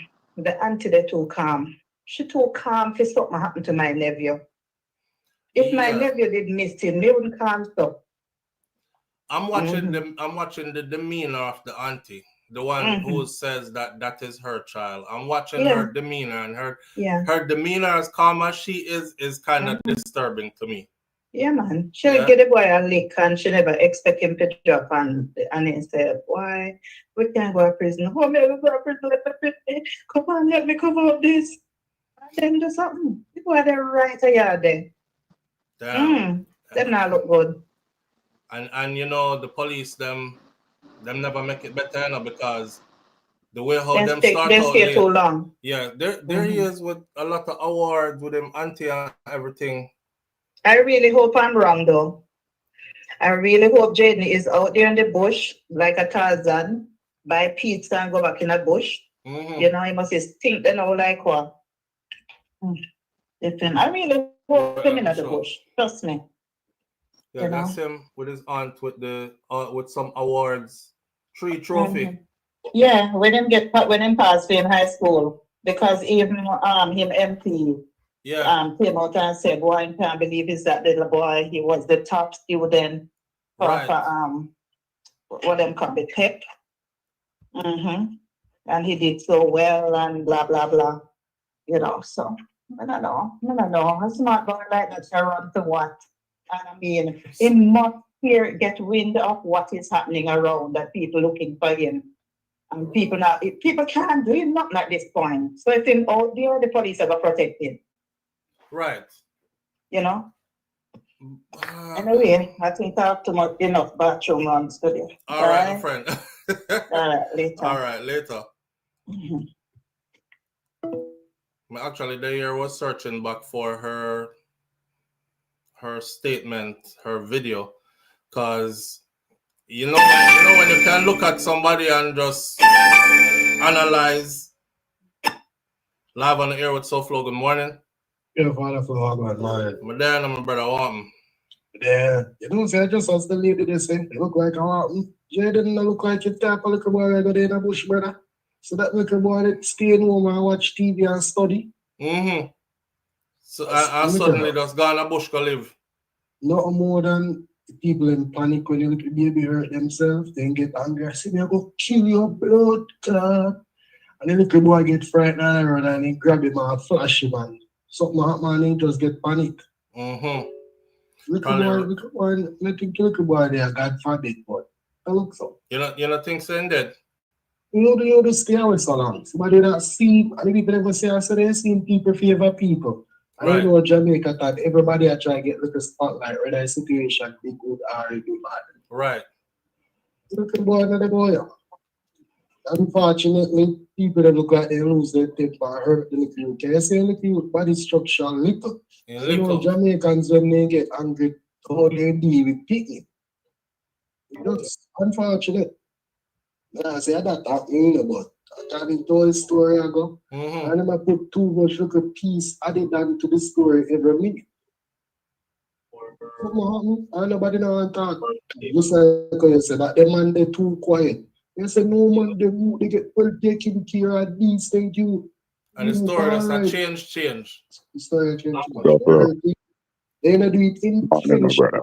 You know, here in certain. So when it comes to anger, you lose control of yourself in a minute and you do something regrettable.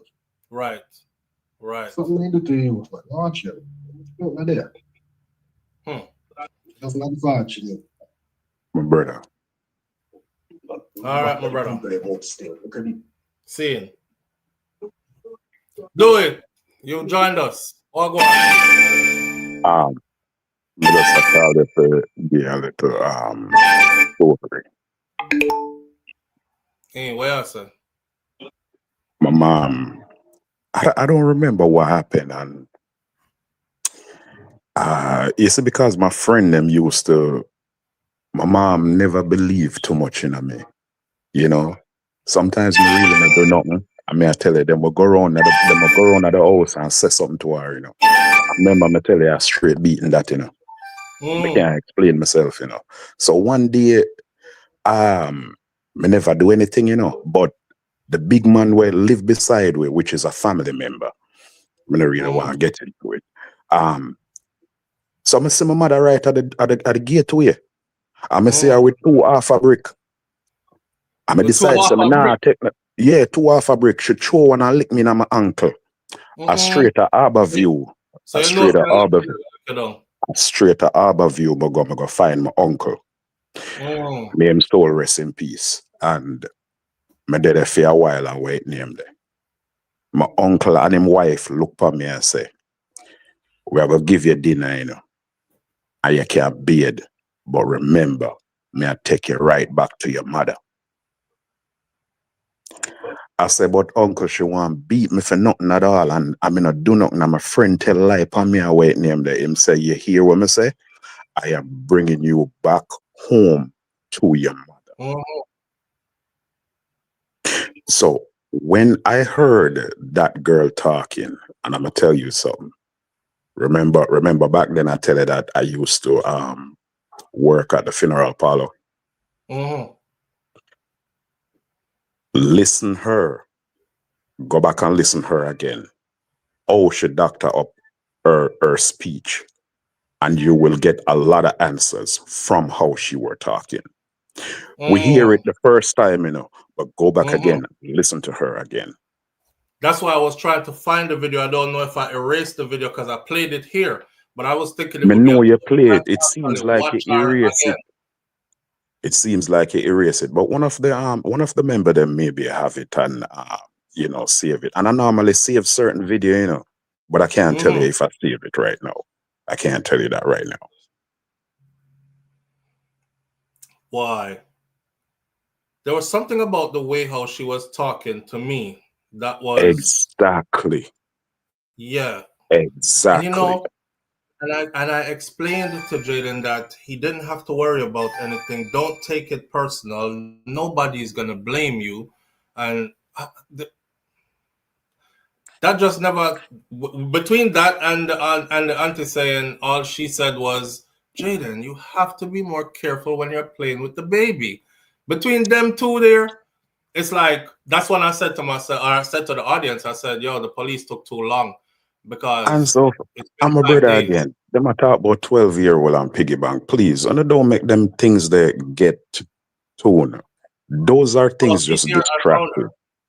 A 12-year-old, the only thing a 12-year-old is either you go take out the money if you go buy wait name there candy, or you go take out the money if you go buy something which you want spend pan, but you never have the money, but you know it. But no 12-year-old now go broke no piggy bank figure go nowhere. Run away and buy food and stock up on food and run away. For what?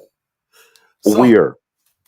You want to tell me some Miss Julie never see him down the street and say, wait, name that come on.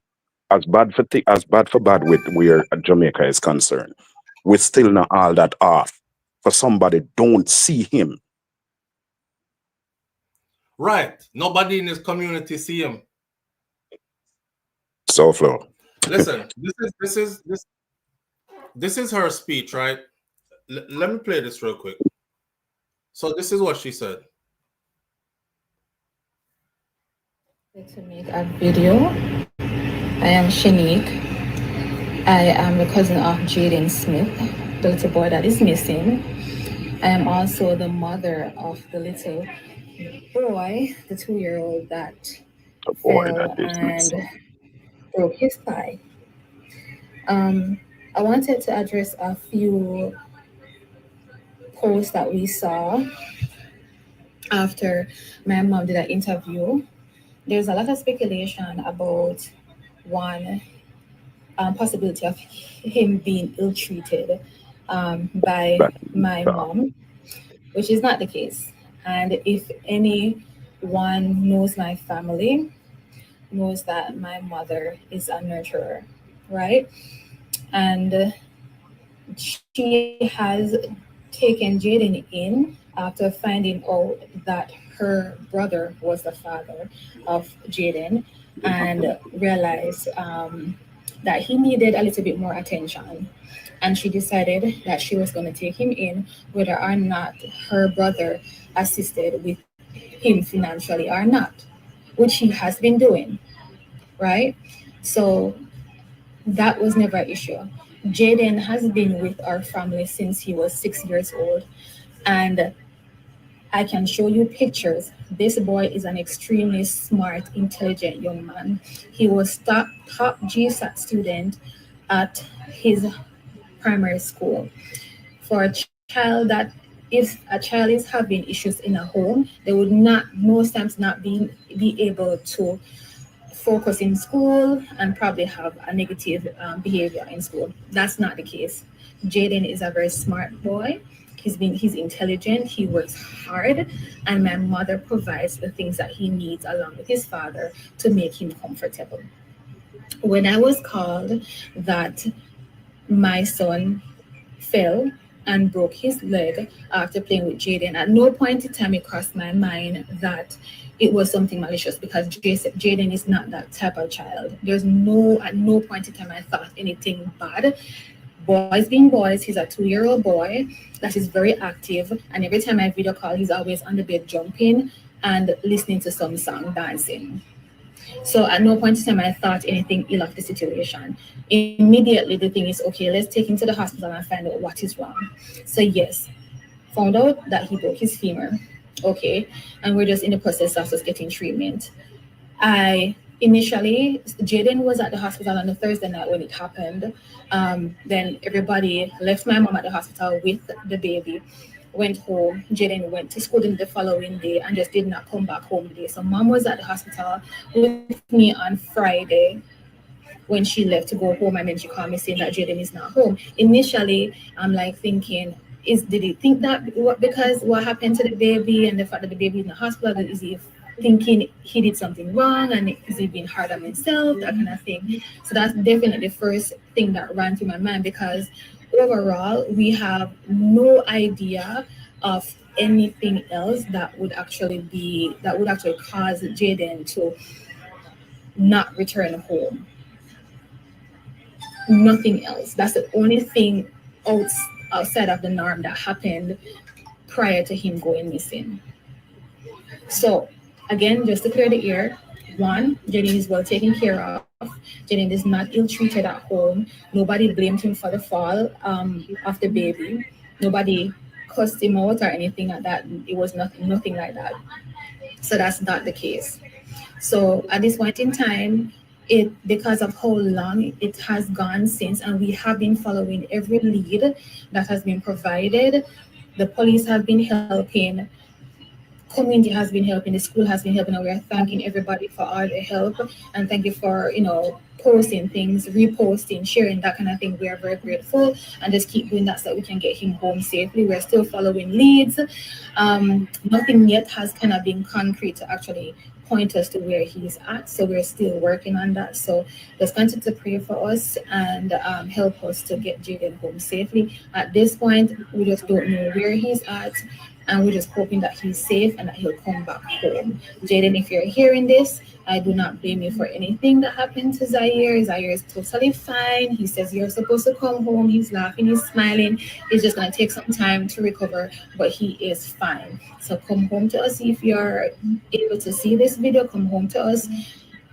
We miss you and we love you a lot. Hello. They say to come across the video. Earlier, you see what I'm saying? Earlier she said when she spoke to him on a video call, he come across a video, alarming her that something happened to her child. Right. But further down, when she getting down, she said when she spoke to her and come home and realize what happened. Who should know in the police force for them to take 2 weeks where a kid is concerned? Well, I mean, I don't know. Who they know? I don't know, but I find it alarming that the police did not move until 5 days after he was reported missing. Exactly. Yeah, and I said that the first. I was already talking about the story on here because the family put out that Mandeville police, their exact words in the media, Mandeville police is not giving us any help at all. This is on the 5th day. And when I turn on my media stuff on the 5th day is when I saw search party out. So I said, damn, okay, they're helping now, finally, but it's 5 days later. And 5 days would give everybody enough time to corroborate a story. So everybody is on the same page telling the same story. So whatever is there, if there's anything wrong with him, whatever is there that they would have been hiding, the cover-up is even greater now because they got a 5-day jump ahead. So everybody sit down in the living room, come. This is what we're going to say. And do you listen to her background? Did you listen to her background also? Nobody sound troubled. Nobody sound troubled. Nobody sound worried.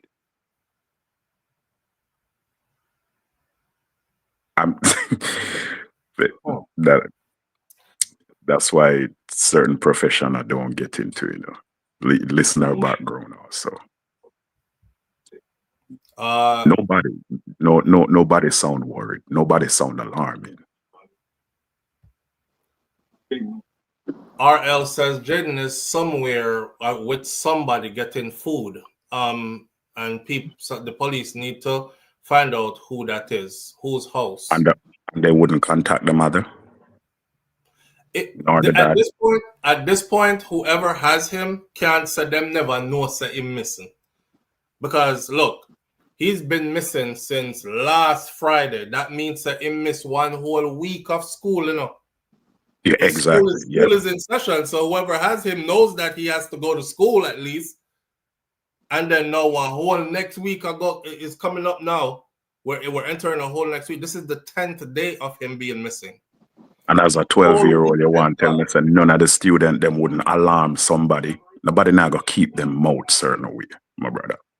So if them claim say him a go school from another person and him even when somebody in the school is gonna say something. One of them kids there got to say something. Over someone them yard or something like that. There you go. Because majority of the time I hide from my mother, I saw me get boss. A woman tell a story this morning. She said her friend's daughter ran away and she was about Jayden's age, 12. And it was a big thing in Jamaica, alarm. And they couldn't find her for 3 months. And what was happening for the 3 months was the child was hiding out. I don't know what she hide out at daytime, but when the people ask where would a 12-year-old girl be at nighttime if some man not have her in them place lock up or something, right. She said when they found her where she had been for 3 months, every time her best friend mother, because her best friend mother and father, same house, the child had grown nice and thing, but every time when parents tucked them in and then said good night and went to bed, she would get up late and open the back door for her bestie to come in, and she would have her sleep under the bed, and she would pass food, give her one blanket and pillow and everything. So her friend lived under her bed for 3 months before she was found.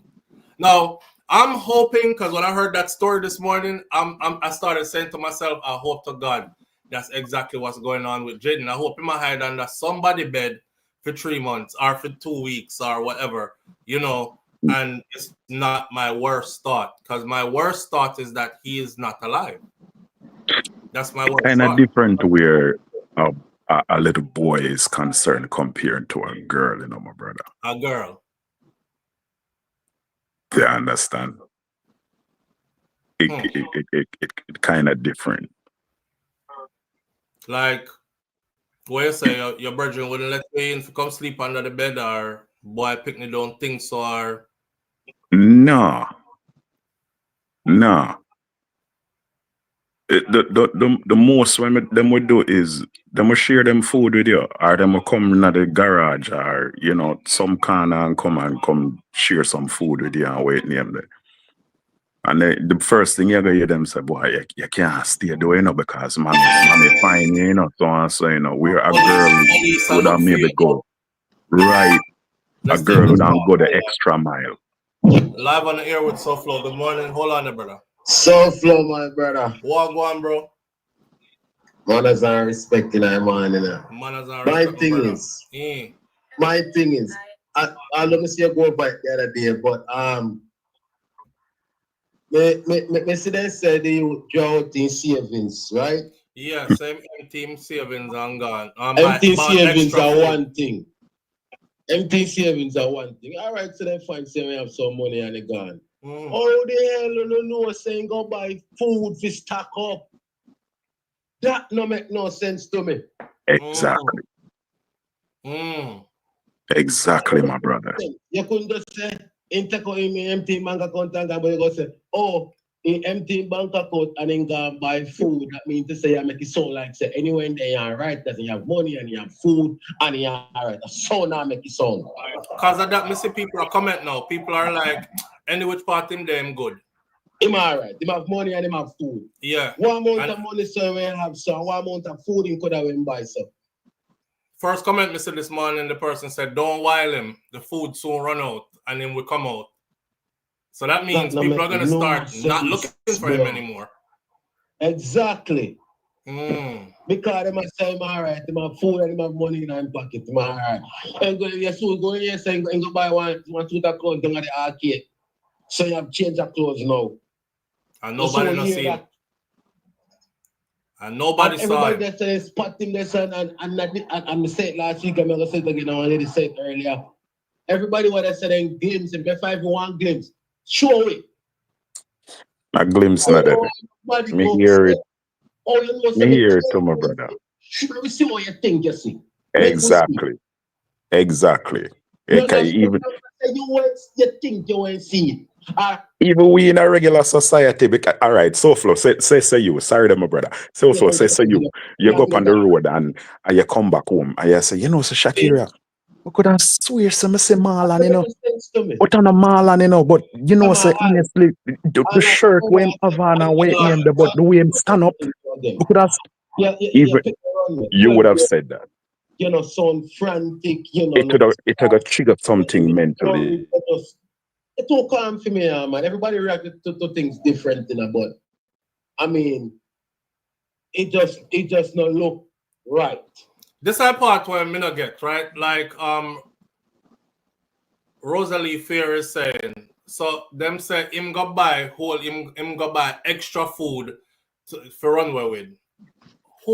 Where did he buy the food from? Who see him buying the food? That's another question. That's another question. How they even know see a food in buy it? That no one know. Like what proof in the absent when you go buy food? That no one know. Because you come and go say in take out his savings and then go buy food. That sound like a something where you see or know however way you know. But we want to know how you come to that conclusion. So there are parts that starting to sound very fabricated, no? Yeah, bro. Yeah. At this point, they're probably looking at each other and saying, don't talk no more. What am I paying? But they take time to come in the farm. Right. Because there is no way you're going to say you jam and go buy food. How you know saying jam money and go buy food? How you know that's a false statement? Right. That don't make no sense to me, SouFLo. I agree. Something that one what they now say. And you hear me hear what you say a while about the little girl and sleep on her friend bed and all of them things. I don't think that's what's happening in this case. No. I'm hoping that's what's happening in this case. Something all right. And I need to come talk. One lady went call last week and say I get them Sunday in the world one. The lady call back and make you know what I want. You know, if you remember, one lady went call them out and say, oh, no, I want to do picnic, contact like she knows something. Yeah. So this just not sound right and it just doesn't look right. Like me say, normally, people, child missing, whether you're family or friend, you look and sound more frantic. That girl who come out and talk was 2 times or over time in come out and talk. It's too calm for me. You know which comment they bother me to? The school principal. When the school principal said, well, we didn't catch him, but at least we know that he is alive. That was so definitive. We didn't catch him, but at least we know that he is alive. And we don't see the proof, but you have to say, okay, this was yesterday, this was him. See him on the video, or see him on the picture, yes, another picture I take. Right. Somebody tell me. So you not make that the statement then. Somebody tell me them see him, and at least we didn't catch him, but at least we know say he's alive. Oh man. Yo, in this age, now stop saying that is an age and state where everybody want proof. Everybody want to go viral, everybody want attention. Anybody see that boy, they take a picture. Right. Don't even run after him. Just take a picture. Just take a picture. Record a video. Say, see him here. And I bet you know what I bet you nobody can do it. Nobody can do it because they don't know if nobody see him. And that's the sad part. The people, them, what, yo. As me said, I think them purposely, I think something accidentally. You know, just come talk and get the thing over with, get the situation out of the way. Yeah. That me I say, I'm tired of that story now. And the story just add up more and more. And it add up. That I think is the story now. Add up. Them just put on piece and piece, more piece and piece and more. Exactly. Yeah. To make them look more shady. Anyway, SouFLo, man, I chat there, man. All right, we can't bother man. Manners and respect. Manners. Yeah, hold on there. So whoever is on the panel with me, sometimes they can't hear the other person. So I do it. I did mute your mic because you and 5up was talking at the same time, and you might not have noticed it. Okay, sorry. But it's all right.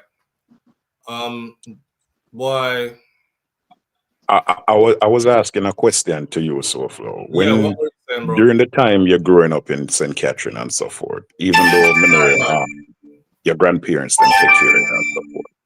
Well, during the time when you go back and say you walk 5 blocks down, at least you would hear 2 parents or 2 yards will say, boy, I'm not telling a lie, you know. Your grandmother was a good woman, you know. She's very nurturing, you know, and so forth, you know.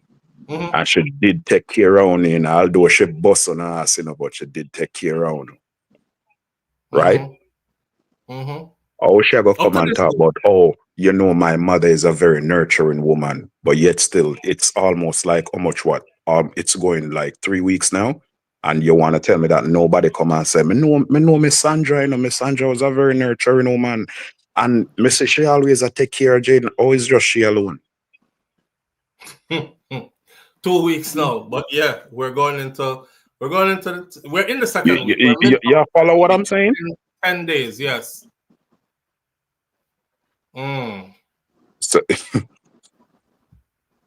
So they know somebody. They know somebody. Them give them enough time. They give them enough time, and now you say we're trying to raffle our brain around the whole situation and win them. But enough has happened before they come about for us to know where this thing lies.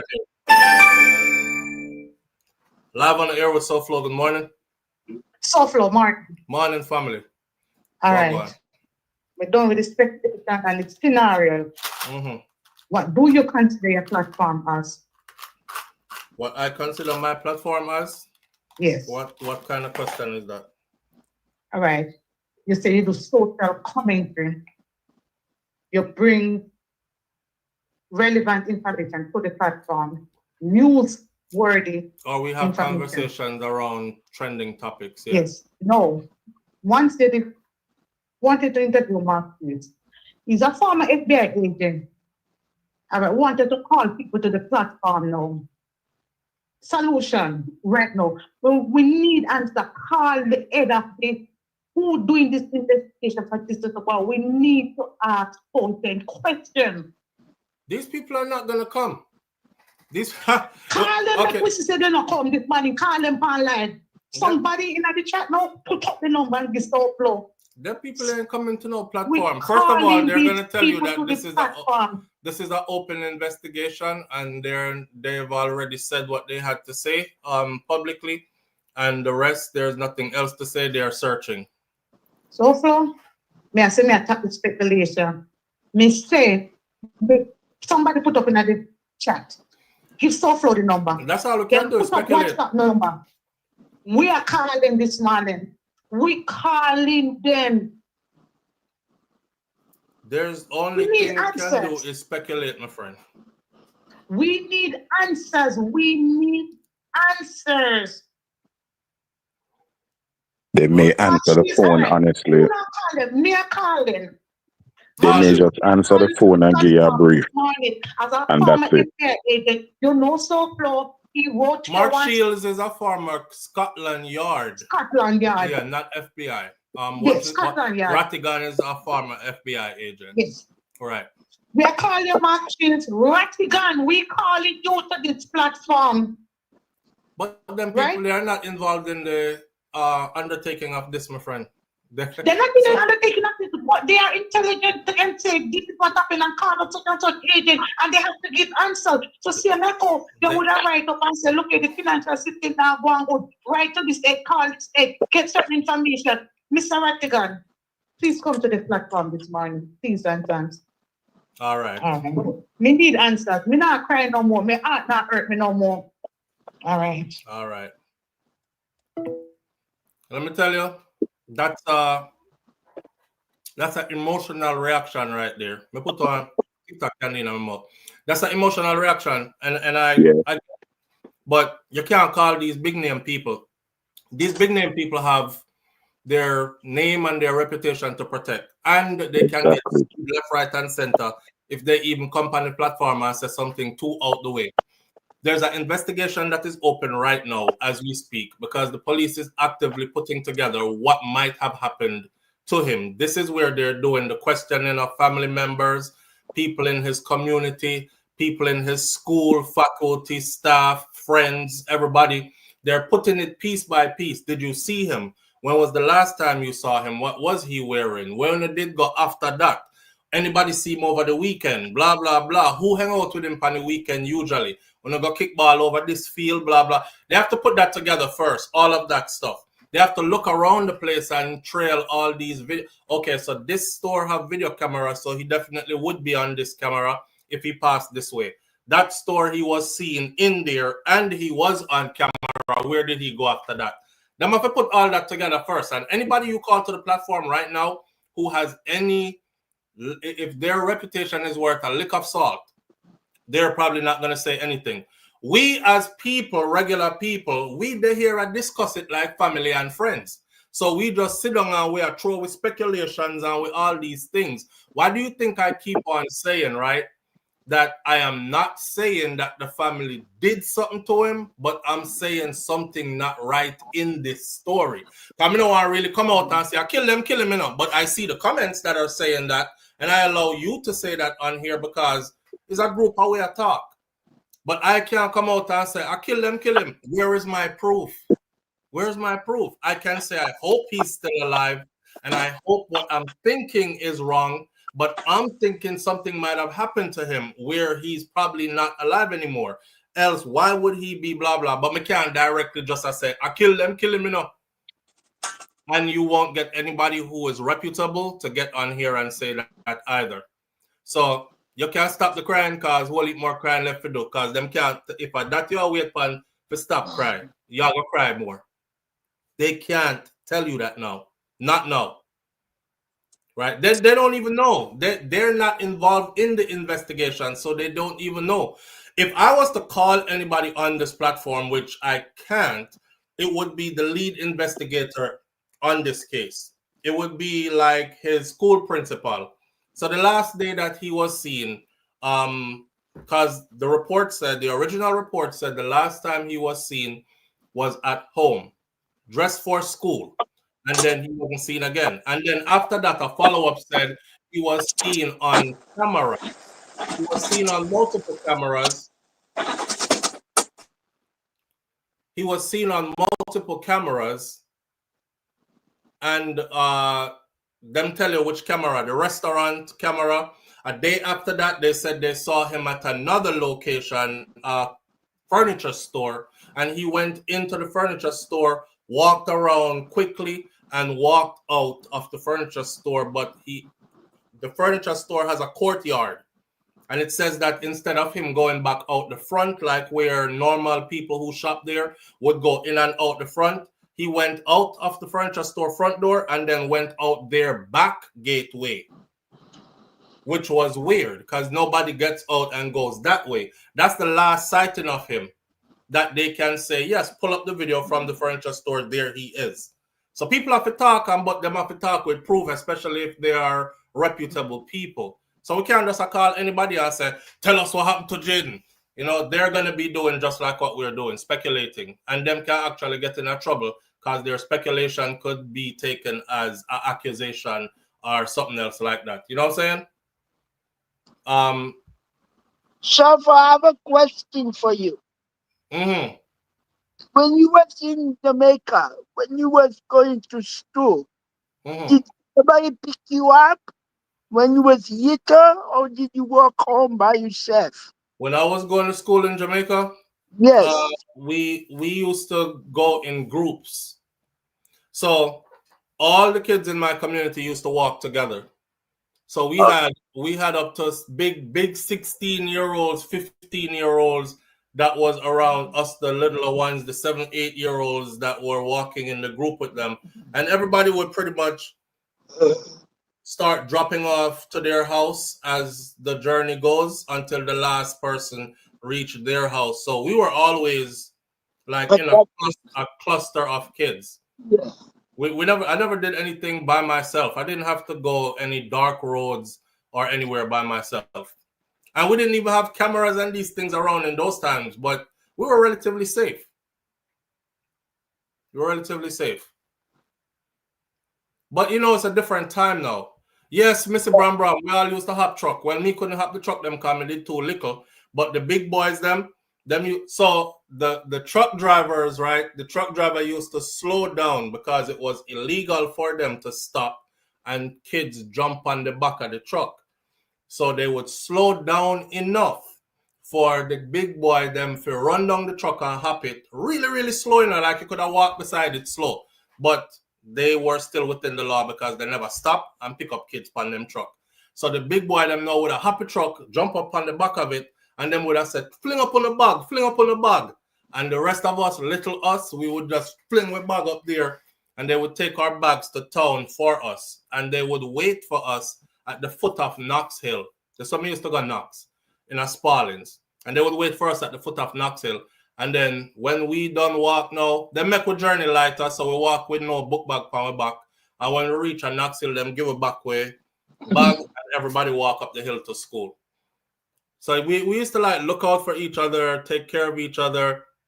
I come from a place where all the grand people them there, like your grandparents, Mini Bob, my grandparents, they grew up with the people who are around them. So it's like a group of people that have known each other, family members for generations, and who haven't married to this one cousin, that one son, have children with this one daughter, that one, that's where I come from. So it was like everybody pretty much know each other and look out for each other, even into different generations. My mom's group, their parents know each other and their parents are friends. Then my mother them group, and then my group now we know each other, and then now my group is the first group who have gone from my area where we have children that don't know each other with our friends that we grew up with. Cause you know, who gone a foreign, who lives in New York, or who lives in Florida, or who lives in the UK or whatever. So we're having kids all over the world. and our kids haven't met each other. But from growing up, it was like that, so close and so tight that everybody would look out for everybody to school and from school. And then the last minute before I left Jamaica is when we started getting a school bus in my area. But the school bus was actually a man that had a van, and all the parents got together and chipped in and paid him a certain amount of money every week to take all of the kids from that neighborhood to and from school. So it wasn't like a government issued school bus. It was us, our parents chartering somebody who had a vehicle. So we can stop. Me stop here, roll up pants footman and cross river, and sometimes you're dropping at the river and the river with your whole eye wet up and all kind of stuff like that. Different times now though. Different times now.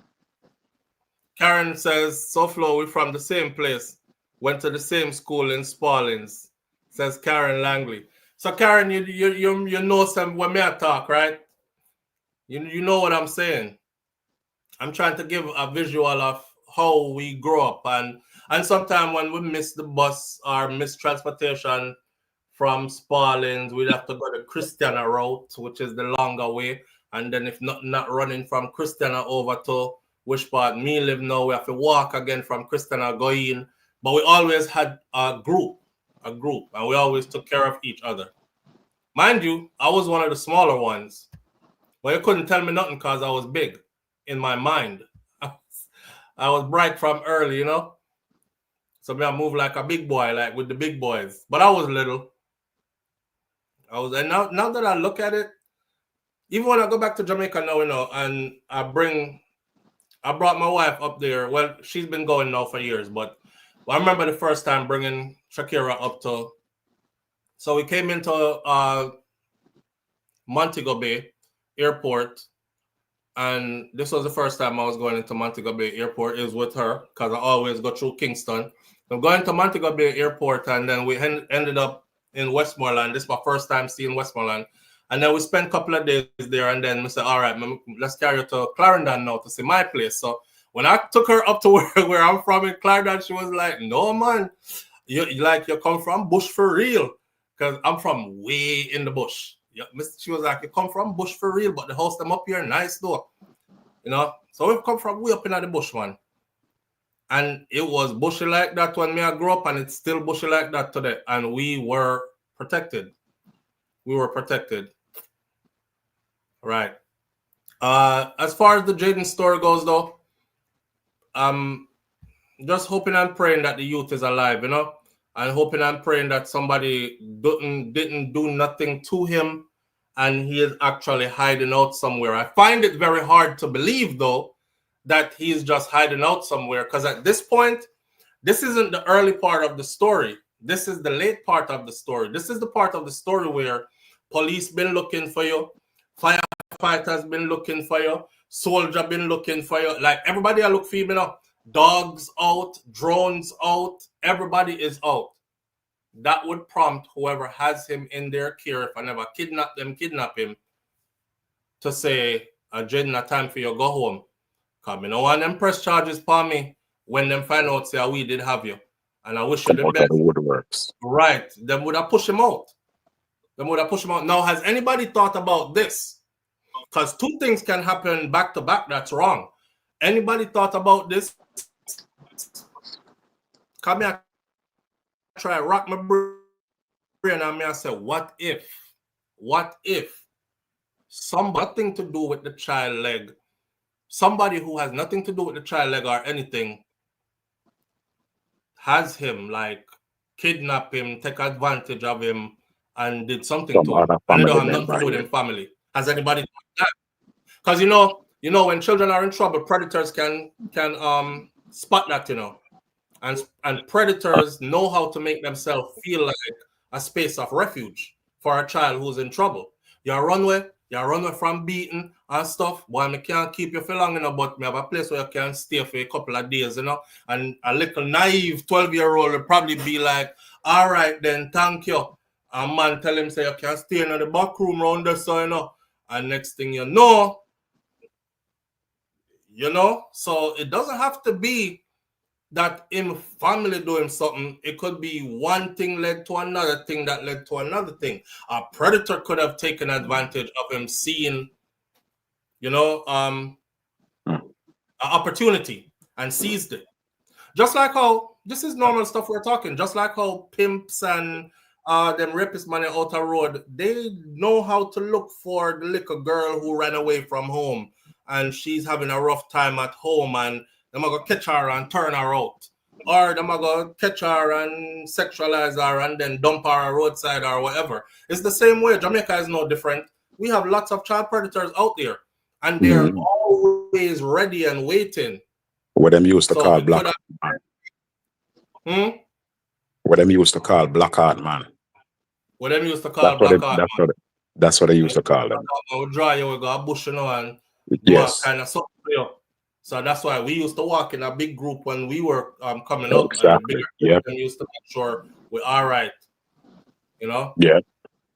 Right. Glory 533 says you thought that too. Yeah, I was racking my brain this morning and I was like, okay, what if his people are? Listen, in a Jamaican household, I don't know not one Jamaican household where you don't catch a buff every now and then. You might not get all out beating like what I used to get, but you get a buff every now and then. That's all of them. It is a cultural thing. And looking at who is raising him, she is not no new generation woman, so she definitely in her old ways, right? That not necessarily make her run from home and go live a bush and all these things. So I'm thinking this morning, like, what if, okay, he said him take that wrong, him runway, but somebody caught him at a time when he needed refuge, but they had ulterior motives also. That's why, man, if I could tell any youth where I go try to think about runaway and all that, your house might be bad, but unless you have a clear plan as to who you're going to and they're going to definitely help you, go straight to law enforcement or something, because, and I know you might end up in a state care, but it's probably still even better than what's out here in these streets, because the street predators are nothing to play with. That's how we find bodies in suitcases. That's how we find body chop up in a corner over there, so and put here, so and there, so it could be anything. Yeah. I'm just not getting a good feeling about this Jayden case. I'm not. I don't get a feeling that, like, I'm all right, man. Y'all gonna see him soon show up. I'm piecing everything together. What's been said so far, both from the school principal, his auntie, the child's mother, what's printed in media, I'm not getting that he's okay feeling. And I'm again, getting that something is wrong feeling. Quick question, I'm not getting brother. he's just a runaway. Eh? I hear the what's her name? The lady that came on, and she's very highly passionate about it, just as though we are. Only thing is,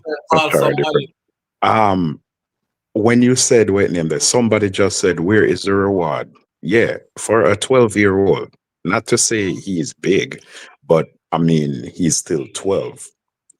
How is it that nothing from the area leaders or from the constituency, whoever is run, not even from the prime minister neither?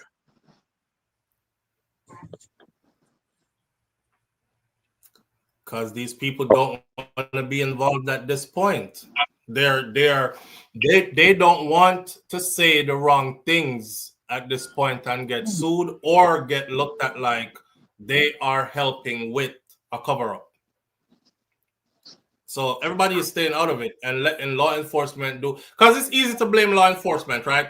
On a frig up, when it start too late, to never do a good job, and law enforcement can just brush it off their shoulders, like, okay, just like how them kill Jamal Ferguson, law enforcement just brushed it off of their shoulder. We went in, he answered the door, we took him back to the room, he reached under clothes for a gun, we shot him 4 times from 2 different guns, him dead. On to the next story. The public cries and asks for some transparency, but that's law enforcement. They're back broad enough to take the blame, and them have enough backative. We should look at what Shar just said, right? Organ trafficking is big business. True. Yes. And Yes, human trafficking is big business. it's big business. Yeah. But for right, you know, it not really Reach that far. heightened due to because I've been watching it also. I've been watching that thing closely also. And if you notice it not really because of, I guess, because of the borders that they have to transport through, and just because Ranger right now, read between the lines, Ranger right now stirring up a lot of things. So so much of human trafficking is still a going on, but not as how it would have. You see what I'm saying? It's not on the regular as we don't hear, oh, you know, because it's just only I think this month or early last month, they said a 11-year-old, we get a bulletin that 11-year-old is missing. And that's been a while since, like, you've seen that come up on your phone. So back at home, it's been a while. You haven't heard like, oh, Sean been missing, you know, since last month, and Jashawn has been missing since 2 weeks prior to last month. You know what I'm saying? So honestly, I hear what you're saying, my brother. I don't want to get myself into too much problem because I already have my problem dealing with. But you know, they really shouldn't be that open at this point in time, to be honest with you. At least every other day they should be visiting the proper authorities coming in and out. They should be in a certain form of uncomfortable situation at this point in time. It shouldn't be so relaxing. Right. All right. Listen, for Jayden's situation, we're going to move on from there into our next situation about another young lady named Carrie Ann Malcolm. Let's close off Jayden's situation like this. We're keeping him in our prayers. We're wishing all the best, and we're staying close to this story. Matter of fact, I will be doing a day-to-day and giving it at least a couple of minutes of a discussion following this story. Why? Because we don't want it to go silent. We don't want it to be swept under the rug. We want everybody to know that it is still the topic of conversation and eyes are on it. Because this is the thing. When we stop talking about it and it goes quiet, that's exactly what happens. It gets swept under the rug and they move right along. It'll be sometime next year when we'll be hearing some story and we're like, who? Oh yeah, remember the little boy what we did talk about? Yeah, what? So we don't want that to happen. So we're gonna stay on top of this, right? But the update is that Jayden is still missing, and all these stories are coming together to paint a picture that does not look good to me. It doesn't look good to me, and I don't have a comfortable, oh, he's all right, he's gonna show up kind of feeling. I have a dark feeling about this one, so we'll stay close to it to see where it goes. Now, there was another young lady who I saw the missing poster. By the way, a lot of this stuff is big public information. A lot of people go missing in Jamaica every year. I was surprised. Somebody said, SouFLo, just go look it up. Jamaica have one thing there, like a database. You could go look up for missing people. How many people been missing this year? How many children are missing? The only thing I have with that database is that when children are returned, it looked like they're not taken out of the database of missing. So somebody needs to constantly update it because it always look like whole heap of people missing. But in the same run is a lot of people go missing. And yes, I am hearing now that human trafficking is on a high, but it's also it's on a high in places like Jamaica and all that. Y'all remember the story I told you about the documentary I was watching? And I saw the Jamaican girl that was in Berlin, Germany. And she sell her body for a living. That's what she does, right? Because they have this building where you will have like first floor is African girls, second floor is Middle Eastern girls, third floor is like Russian girls. Fourth floor is African girls. And you could choose which floor you want to go on, because I feel like I want a Russian girl today, or I feel like I want an African girl today. And it's basically prostitution legalized, right? Prostitution is legal in Germany, by the way. So in the documentary, they were asking her, like, well, how did you end up all the way in Germany? And her story, I keep telling her story, because I was like, oh, so this happened for real? She told of how she got lured in Jamaica by a girl who she thought was a friend that knew some people. And from there, she got taken off the island of Jamaica. She went to, I think she said she went to Mexico. They had her in Mexico. They had her in other Caribbean islands as well, stripping, dancing. One of the things they did was they hooked her on drugs. They locked her up and hooked her on drugs, like kept feeding the drugs to her until she got to a point where if she come off of the drugs, she needed the drugs. So she even told her story of the part where she ran away. She escaped one time and she got far away and she got so dope sick that she went back begging the people who kidnapped her to take her back because she needed that drug. And they took her back, of course, put her right back into prostitution. She had to work off whatever money or whatever what. She said she was locked in a basement somewhere and they just kept sending men all day. And she had to service everybody, right? And then she went from there, from Mexico and another Caribbean islands to Dominican Republic and over, and then from there into Germany. So my first thing was, how the hell did they get her across international waters, like into Europe from Germany? And she explained all that in the video as well. That's the first time I actually really looked at human trafficking like, damn, this thing is real. And they really can get, you hear about it, but you're thinking somebody will kill you and take your organs. Or you're thinking maybe in a boat to a close island. But you're not thinking like from Jamaica to Germany. That's a long way away. And I don't know how, but they got everything in order and it's big business. And you actually have people on the other side that buy people from these traffickers. And they will pay into getting proper documents, fake documents put in place so you can come in through a sailboat or whatever with these made up documents, and then you work off the money and then pay you back. Her in that documentary, it ended with her saying, they asked her, are you still doing it? And she said, no, I don't do it anymore. The reason why her captors let her go, they let her go because she got too old. She aged in their company and she got too old. And the man them that are buying up these girls, them no want fair age group. And this was like, yes, in her late 20s, early 30s now, they didn't, because them catch her from she was teenage years. So after all these years, they're like, you're free to go. You worked off all your money or whatever, go on. And she said, what am I supposed to do? I'm in Germany. I have no qualifications for anything, and I'm hooked on drugs. So naturally, I went to selling my body, right? Not only to feed my drug habit, but, and then she said, they asked her, so why don't you just go back to Jamaica? Contact the consulate, give them your story, get your paperwork straight, go back home. She started crying, and she said, because I'm ashamed.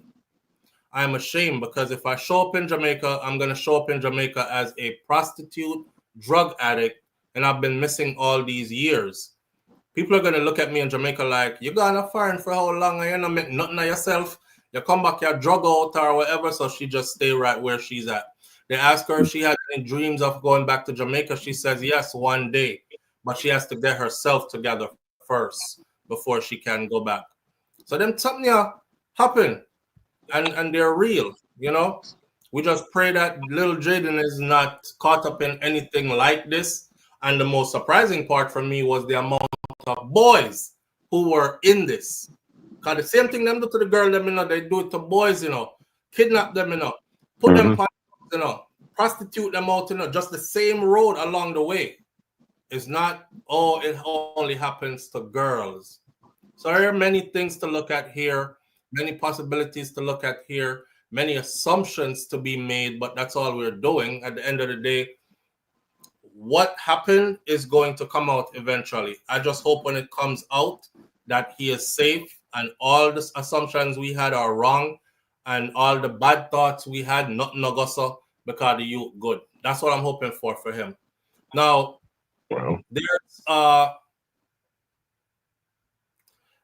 there's a story out of Westmoreland, Jamaica. So I saw the missing person poster, and I'm not gonna lie, I said I'm not running that story because so many people are missing. But I also said a man yard Shagan. That's the first thing I said when I saw this particular one. The reason why I was drawn to this is because I come from Westmoreland. And when me see it, me ask Shakira, if I want your cousin them here, because she looked like Shakira family members. So I said, if I want your cousin them here, right? I thought, Shagan a man. I'm guilty of it, right? That's what I said. That's what I thought. Well, brother, her story turned out bad. She was found chopped up in a suitcase. That's one of Jamaica's missing women. She's 29 years old. So the family of a woman who was found in a suitcase here Saturday afternoon in Westmoreland is finding it difficult to cope with the loss of their loved one, who has been described as a quiet and hardworking woman who tried to uplift and care for her young child. I saw somebody did a video over the weekend. I saw it this morning where they were like, the only thing I'm concerned about now is I wonder if she did have picnic. Well, she does. She has a mother. She has a child. So the death of 29-year-old Carrie-Ann Malcolm of Barrack Road in Savannah, Lamar is also an additional burden for the mother and father who lost two other children violently just a few months apart. And she's the third child to go violently. I already know. I'm going to say it. Something or something. I'm going to say it. You have a bunch of kids and all of them are dead violently. Something into something. I don't know what is into what though. So both mother and father are now mourning their third child who is taken in a violent manner. They both have 7 children together. So this is the third one gone that way. I would be very careful if I was the rest of them. Delroy Malcolm, Carrie-Ann's father, he cried as he spoke with the Jamaica Observer on Sunday. They did an interview with him. He lost his second son just last February at a bar in Frome.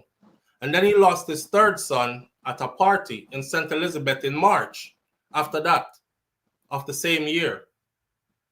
They were killed by gunmen, all of them. And now your sister finding her suitcase chop up. Something is into you, something are going with your family. Now, the pain was further aggravated by the death of his second daughter, Carrie-Ann, the one they found in the suitcase. It is not even 3 months, and I am looking to bury another child, he said. I am telling you the truth. From Friday, I haven't eaten. It's just water me I drink. Water I keep drinking. My wife has high blood pressure, hypertension, and she has to be taking her pressure tablets. Right now, I don't know if mine is good because I have the pressure too, but I have to be trying to brace it. My daughter is taking it hard, and my last boy, he's also taking it very hard. Malcolm was unable to speculate on what may have led to the demise of his daughter, as she troubled no one, he said. But he said that she had been receiving threats ever since a burglary happened at the bar that she works at. She got a lot of threats. He said the dad said that the daughter got a lot of threats. She got a lot of threats and she took it lightly because she was saying that when you have report to the police them see him when I look back. The police see him I call back the people them. His daughter was getting threats. And she told her dad. The dad said, why you not tell the police? She said, because when time you go tell police, the police are the same one go tell about the same people them. Remember we talked about this before? And I said, stop judging because you don't live in this place like you don't know. There are communities in Jamaica where the police cannot be trusted, and proven that police officers are in collusion with gunmen. So when you go tell the police them something, them go back go tell them gunman friend them, and the gunman them come for you. So you don't know which police you can tell and can't tell. So she was in that dilemma. She was afraid. She didn't know, you know, not tell the police them. Next thing the police go tell them, the same people them. Carrie-Ann actually operated a bar, which was reportedly broken into recently, a couple of times. And she had a rented poker box that was stolen out of there. The matter was reported to the police, her father said. And subsequently, after the matter was reported to the police is when she started receiving these death threats. On Thursday night, October 2nd, the family said that she was at home when she reportedly told a family member that she was going on the road to go collect something from somebody. She never returned home, and she was reported missing the following day. Again, people, not just ladies, but ladies, it seemed like, get caught most in this. Let it be from 2025 and beyond, whether you live a foreign or you live a yard. If you're going somewhere, find somebody you can trust to tell your whereabouts. Don't just disappear, talk about I'm going somewhere to go get something from someone. That is way too vague, because now you're missing. And all we have to tell police, well, she said she was going somewhere to get something from someone. Where was she going? I don't know. What was she going to get? I don't know. Who was she going to get it from? I don't know.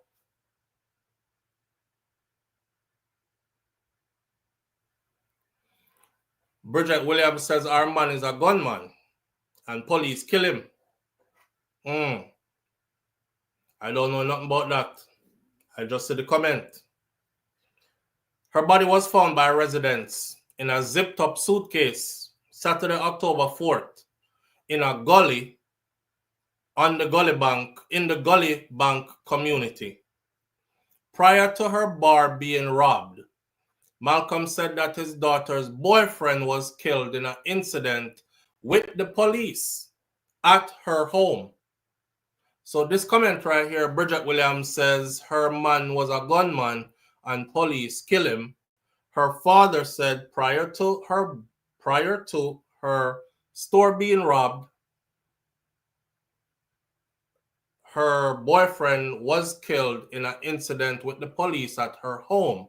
That's probably the reason why she didn't want to go tell the police that them are breaking our business place. I wonder if she believed that has something to do with the police. And was her boyfriend really a gunman? Well, he said that a missing persons report was made for Carrie-Ann on Friday of October 3rd. And a receipt for that report was issued by the police. The police said that if she didn't come in by Saturday at midnight, then they would come back. So they, the family, went back on Saturday, and the police said that they were going to send out a search team. But the police in the community said no. The people in the community said no. Carrie-Ann is someone who doesn't leave our yard and go anywhere. And she don't give trouble either. So the people said that they were going to do a search themselves. Well, he noted that it was community members who went searching, and they found this odd-looking suitcase that was just sitting there on the bank. And they used a stick to unzip the suitcase. He said that his daughter's foot was first recognized, and then they called the police, and the suitcase was removed. He said that his daughter's foot was first recognized. I can't tell you how I feel knowing that my daughter doesn't trouble people. When the boys them will argue with people, she does not. She was trying to uplift the family, you know, and our son, and them just take her away like this. He said that he tried his best to raise his children on the right path and to ensure that they were provided for. Still, he said death is following his family. Because him just lose one January, and then him lose one next one February, and now he's burying Kerry and his daughter. The first to drop out was my mother. She just took sick and just died. After my mother was my mother-in-law. After my mother-in-law was my son. After my son was my father-in-law. After my wife, father, was my other son, Russian. And now is my daughter. May I tell you, say, it rough, man. It rough. It look like some of them family members are dying from natural causes. You know, older people getting sick. Babe? Babe?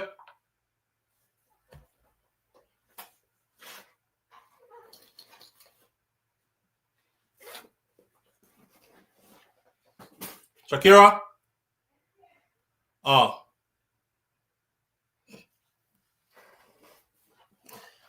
I heard my door alarm.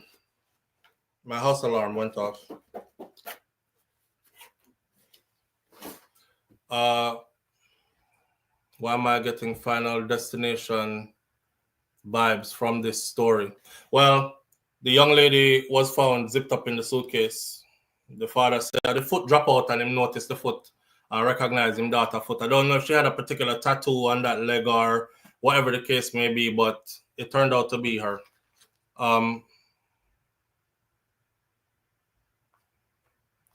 That's that. You know, in the line of who's missing, after we just done talk about Jayden Smith, y'all be careful out there. It's now is not the time to just go missing, and no one time for go sneaky link. No, it's not. Even if you have a sneaky link, have somebody where you can tell, say, around some you go, you know, me I go look for so and so. Don't tell nobody, you know, something like that. No, you better find that one person the way you can say, so that person, if anything happen to you, can come out and say, you know, say, my virgin did married, you know, but there's a girl named Keisha from down Harborview Lane there, where him did a see, and him tell me right before him go over there, say, you know, him will go over there, go brush a thing and come back, and him never come back. Y'all better be having somebody out here, you know, have somebody out here where you can't say something to. We can't be going now talking about I'm going somewhere to see someone for something. That is way too vague. Way too vague. Again, ain't nothing we could do at this point but learn a lesson and move forward. That this family seem like something is in something when it comes to his children, because the way how her two brothers died, the father says gunman killed them, and now your daughter get chopped up and put in a suitcase. Sound like a gunman killed she too. But these gunmen might even be gunmen in uniform. You never know.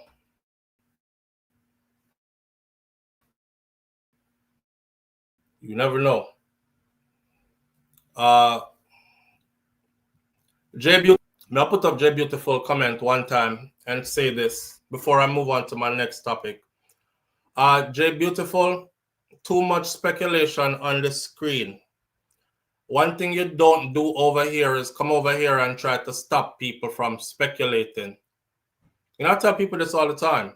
You can't stop people from thinking. People are free to think. This is a platform where they are free to think.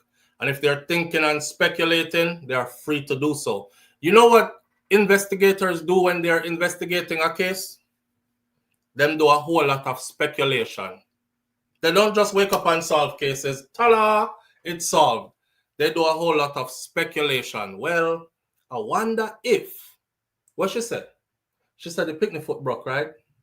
Did she say him jump on the picnic and broke him foot, or she said the picnic drop off at the bed and broke him own foot? Well, if she said him jump on it, then that would have make sense. She going. There's a lot of speculation. So let the people them alone, let them speculate, fam. Yeah, you're welcome to speculate too. I hate when people try to tell people how to think. You know what I mean? Theorizing. Yeah, speculation. I hate when people try to tell people how to think. You don't control how anybody think. I don't try to control how anybody think. Sometimes it's the wildest speculations end up being exactly what the hell happened. You know? Yeah.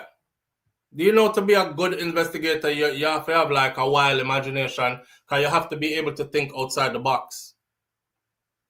They have a saying that says, always expect the unexpected because the unexpected always happens. Always expect the unexpected. So if everybody walk around thinking about just the expected, we will never solve crimes. If it's the unexpected that always happens, let the people them speculate, man. Nothing wrong with it. Right? Going through the door, not saying nothing of the worst thing. Some family don't know how to communicate for true. Yeah. So Floyd happen when they learn a new word, LOL. Well, so them just find speculate. Speculation, speculating, speculator. Ah, boy. Anyway, no disrespect here. We just not like when people come bad up the people them over here about too much speculating going on. And speculate all you know and speculate. You might say something I never thought of. Just like how I said this morning, anybody ever thought outside the box? Everybody is looking at his family. Is anybody looking at human trafficking? Is anybody looking at a predatory adult that might have taken advantage of a minor? In this case, we have to look everywhere. When you're trying to solve crime or when you're trying to find somebody, you leave no stones unturned. So it's not good to tell people how to think, because you will shut down some of the brightest ideas in the process. Miss Ruby used to say, my granny, she said, talk to everybody because everybody can teach you something. My granny used to literally stand up her road, talk to mad people, you know, and all of us used to wonder why she's doing it. But she was such a caring woman. She would all cook food and give people, you know. Carry this, go give so and so, and me I talk about me. The carry food, go give me mad grandma. Like him will lick me down. And there's something there. But that's how she was, right? She said, no, man, him not doing nothing, man. Just left a container with him and these kind of things. And why should do it? Talk to everybody, because everybody can teach you something. And that never made sense to me, because, of course, I left her care at a young age. But now that I'm a grown man, all mad people make sense sometime. So, yeah, you can learn something from anybody, right? Rizabella says, my husband can always track me and I can always track him because you never know what could happen. True. Some people don't want to be tracked because, you know, them have sneaky link and side piece and this, that, and the other. So they don't want to be tracked. Even on the show Bones and Criminal Minds, they do that. Right, Rosalie Fair. Yes, her boyfriend got murdered recently too. Well, her boyfriend got killed in a confrontation with police. He was one of the, we went to a location, we were fired upon and we fired back and he was hit. That's, her boyfriend was a victim of that. Hi, Rosalie. I mean, Denise. Hi, Denise. It's my birthday Welcome today, SouFlo. It's my birthday today, everyone. It's your birthday today. Yes. You know, someone have to sing your happy birthday and these things. That's why I called. Oh. All right. So I can get my special. To you. Happy birthday to you. Happy birthday, dear Denise. Happy birthday to you. And the other one, we'll forget the dancehall version, right? Happy birthday, y'all, my friend. One more year upon them. One all of vibes. Give thanks for life. Next year we're doing it again. Yeah. Happy birthday, y'all, my friend. One more year upon them. Hey, One all the vibes. Give thanks for life. Next year we're doing it again. All right. Big up yourself. Thank you for being a Thank part of you. this family. Happy blessed Yes, love birthday. it. All right. Love it, love it, love it. Do something with your Huh? birthday. What are you doing? What are you doing with your Ah, birthday? I'm at work. My boss just gave me $20 to buy lunch. Ah, see. Yeah, so Take what else yourself could I out to ask for? lunch. All right. Thank you. All right, All so right. carry on. All right now. All right. Denny's is chilling at work on her birthday. All right. Let me see. We have a couple of other stories that we want to run through this morning. Make sure to light up the screen with some happy birthdays for Denise. Denise is very brave and bold. Denise told us a story the other day about her husband. She is married to a young Jamaican man in his early to mid 30s, and she is mid 60s. Yeah.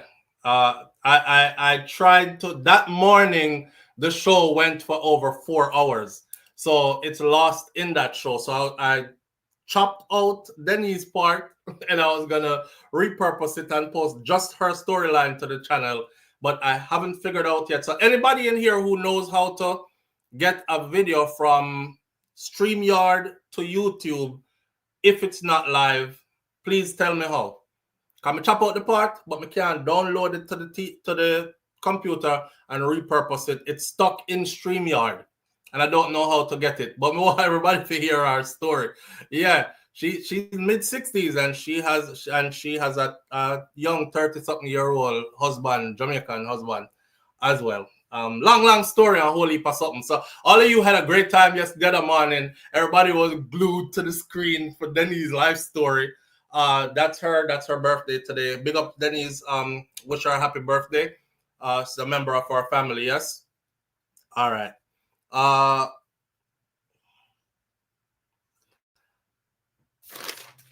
I'm looking at these topics. Noel Maitland. Let's get into the Noel Maitland story. So, as you all know, Noel Maitland is in court. The state is trying to convict him of the murder of Donald Lee Donaldson. And, his lawyers are doing their best to save him. I've said it before, I'll say it again. Based on all the evidence that has come out so far, I'm very convinced that Noel Maitland killed Donald Lee Donaldson and disposed of her body.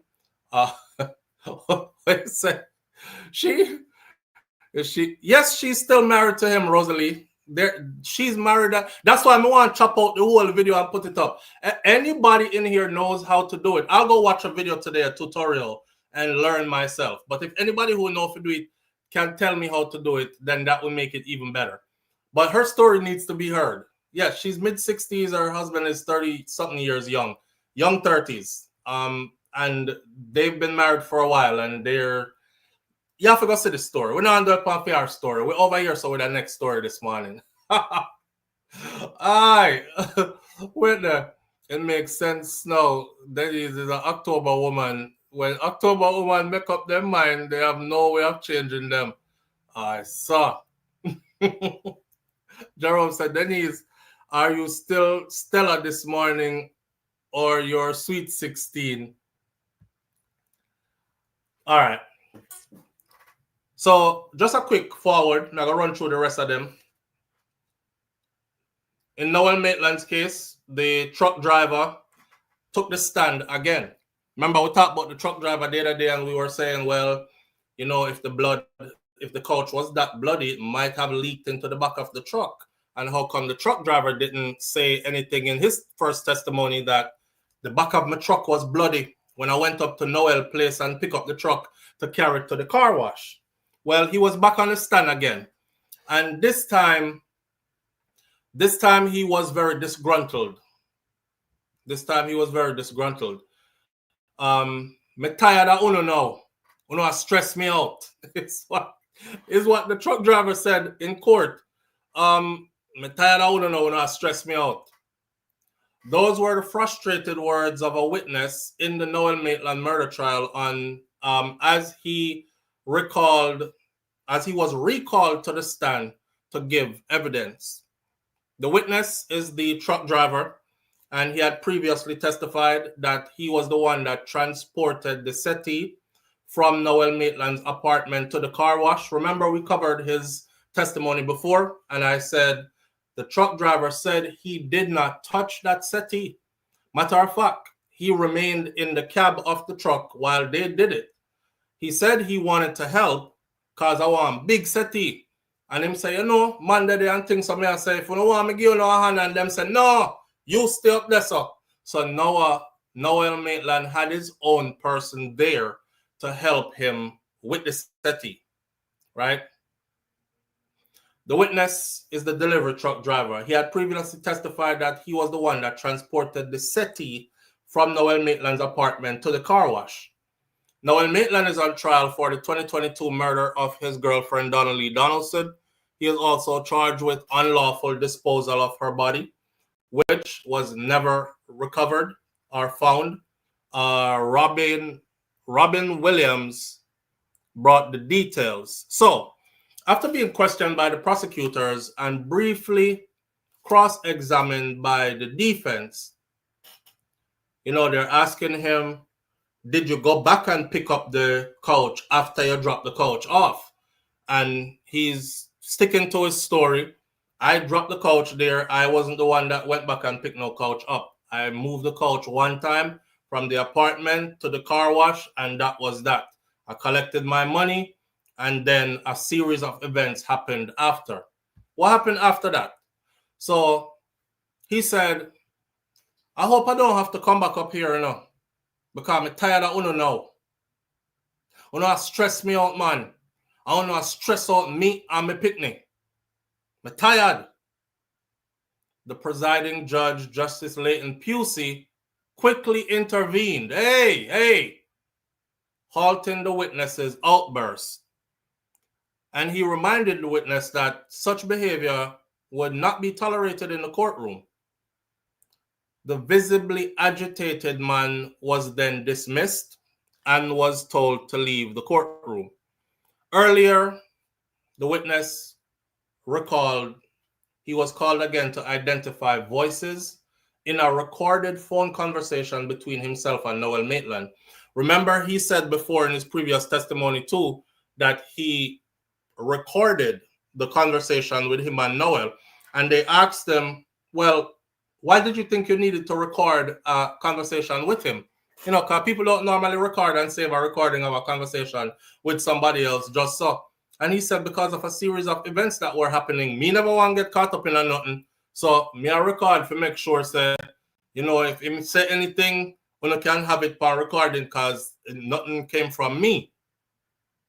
He told the courts that he had secretly recorded the calls from after Noel Maitland contacted him about the truck, which of course made him suspicious because his truck had been seized by the police for evidence. So, in one of the recordings, Noel Maitland, they played it in court, Noel Maitland was heard asking him. He said, hello? Him say, yo, what going? Him say, them tell you which station them take it. This is Noel to him. And he said, nobody no say nothing to me. Them just take the key and take it so. My papers them a work on, so them never get to take them. His papers wasn't in the truck. You know, your paper, driver license, registration, whatever. Those are being worked on. They weren't in the truck, so they never get to take the papers. I'm supposed to go see the DSP. This is Noel. I'm supposed to go see the DSP in a few. So I go ask him about that. I just hear so them take your vehicle still. I may give you a call. And then the truck driver said, John no star. My vehicle broke down. And they are my yard. And then find me yard. Them find me address. That is sound kind of desperate to me. Them find me address. Them find me yard. To which Noel Maitland responded, yeah, because you're forward at my house. And them investigate everything. And that's why. You don't have to go in details as to what the investigator asked you. That's a for them thing. But me just apologize for the whole thing. The witness was also heard explaining the hardship that was caused by the loss of his truck, saying, "Me need to know what go on. You give me a work, and me done it, and then bear other things. Me need to know what go on. Because I don't like say me know you are so, and me not involved. Me need to know what go on.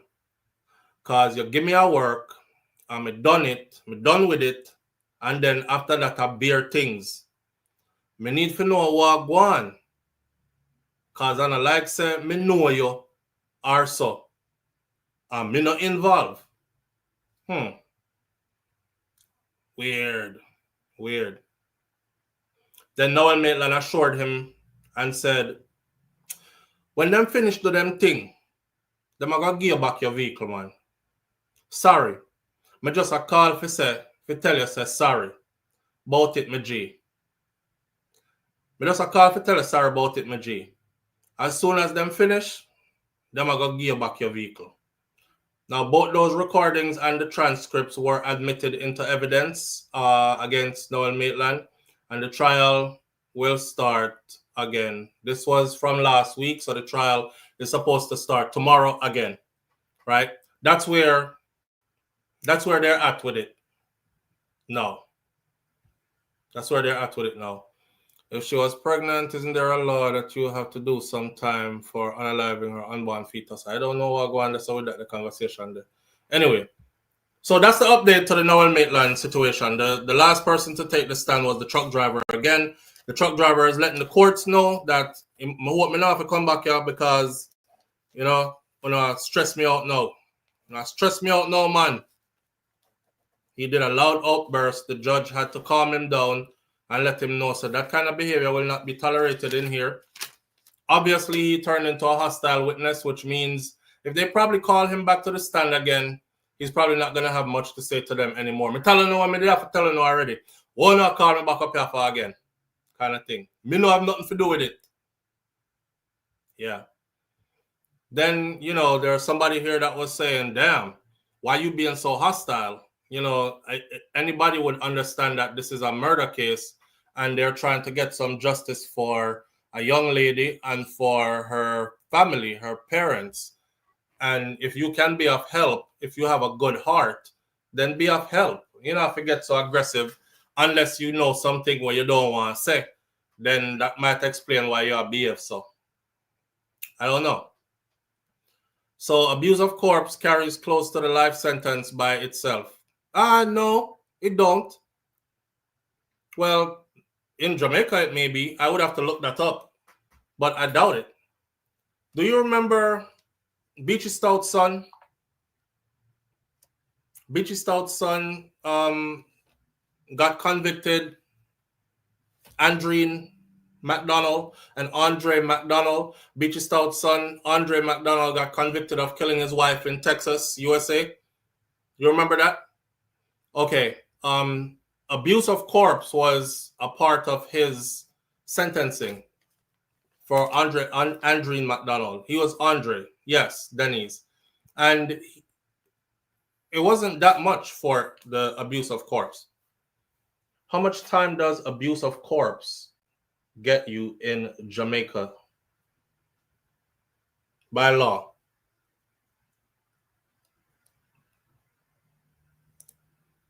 It is not explicitly defined. It's not an explicitly defined offense in the Offense Against Persons Act, but other laws criminalize related actions. Those convicted of disrupting a lawful burial could face up to 2 years in prison, and illegal cremation can lead to fines and possible imprisonment.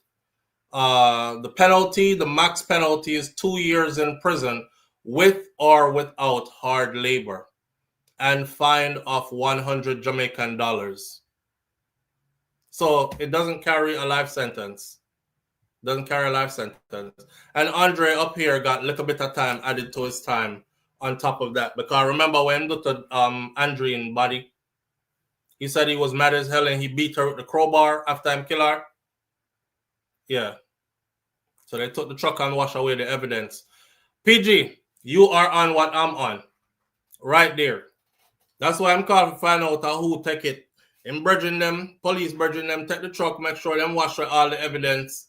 Again, I'm not saying that is what y'all did. Like I got that information factual from anywhere. This is me making my own speculated guess, my own speculation.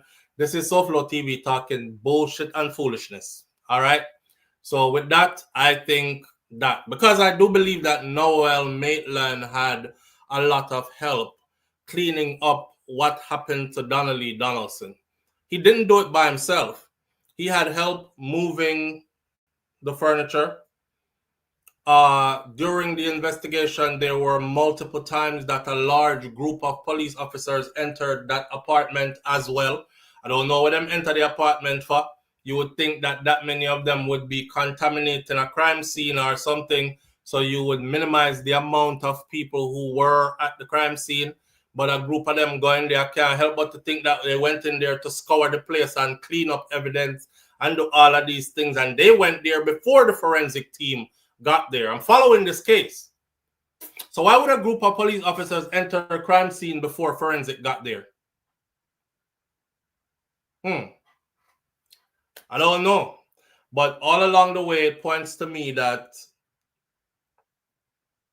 Noel got help.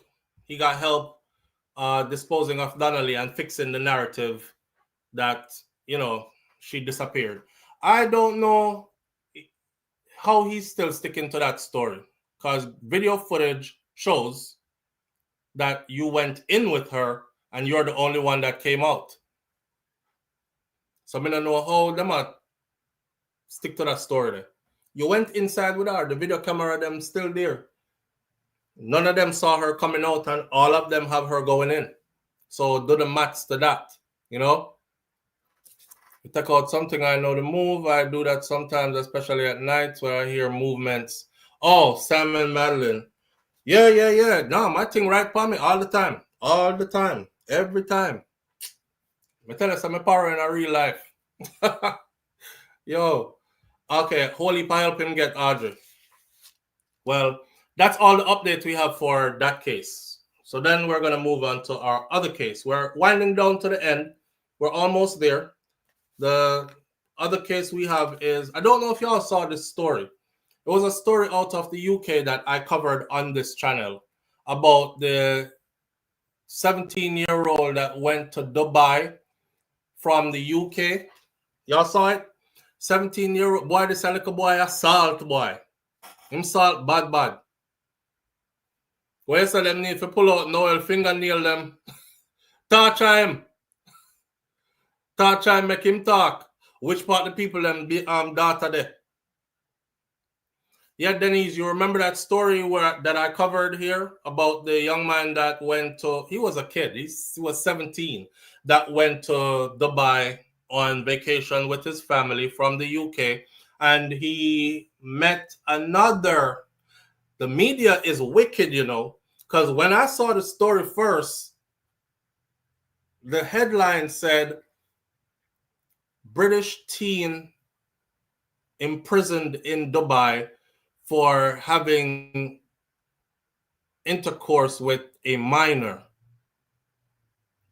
Now I'm thinking, damn, this must be a child that's like way different from him in age, all this. So something say, go dig up British news, media, go through and find out the details of the story. That's why I covered it on this channel. It turns out they were the same age at one point. So they almost share birthday until somebody's birthday is going to come first and then them are going to turn 18. And then you'll be 17 for a minute, then we'll be 18 together at the same time. And then somebody's birthday is going to come first, you'll be 19. And then we'll catch up and be 19 with you at the same time. That is how close that girl was in age. Long story short is he's black, from an African family. her parents are Caucasian British, or not Caucasian, they're Middle Eastern but look Caucasian, or she's Middle Eastern Caucasian mix. Anyways, they don't like black people and didn't want their daughter with somebody that's black. So her mom pressed the issue that her daughter is having intercourse after finding her. That family left Dubai and went back to the UK. His family was still in the UK, in Dubai with him, wrapping up their vacation. The mom of the girl caught the daughter's cell phone and went into her cell phone and saw text messages and sexting messages between him and her daughter. She calls the authority in Dubai and tell them he's still there.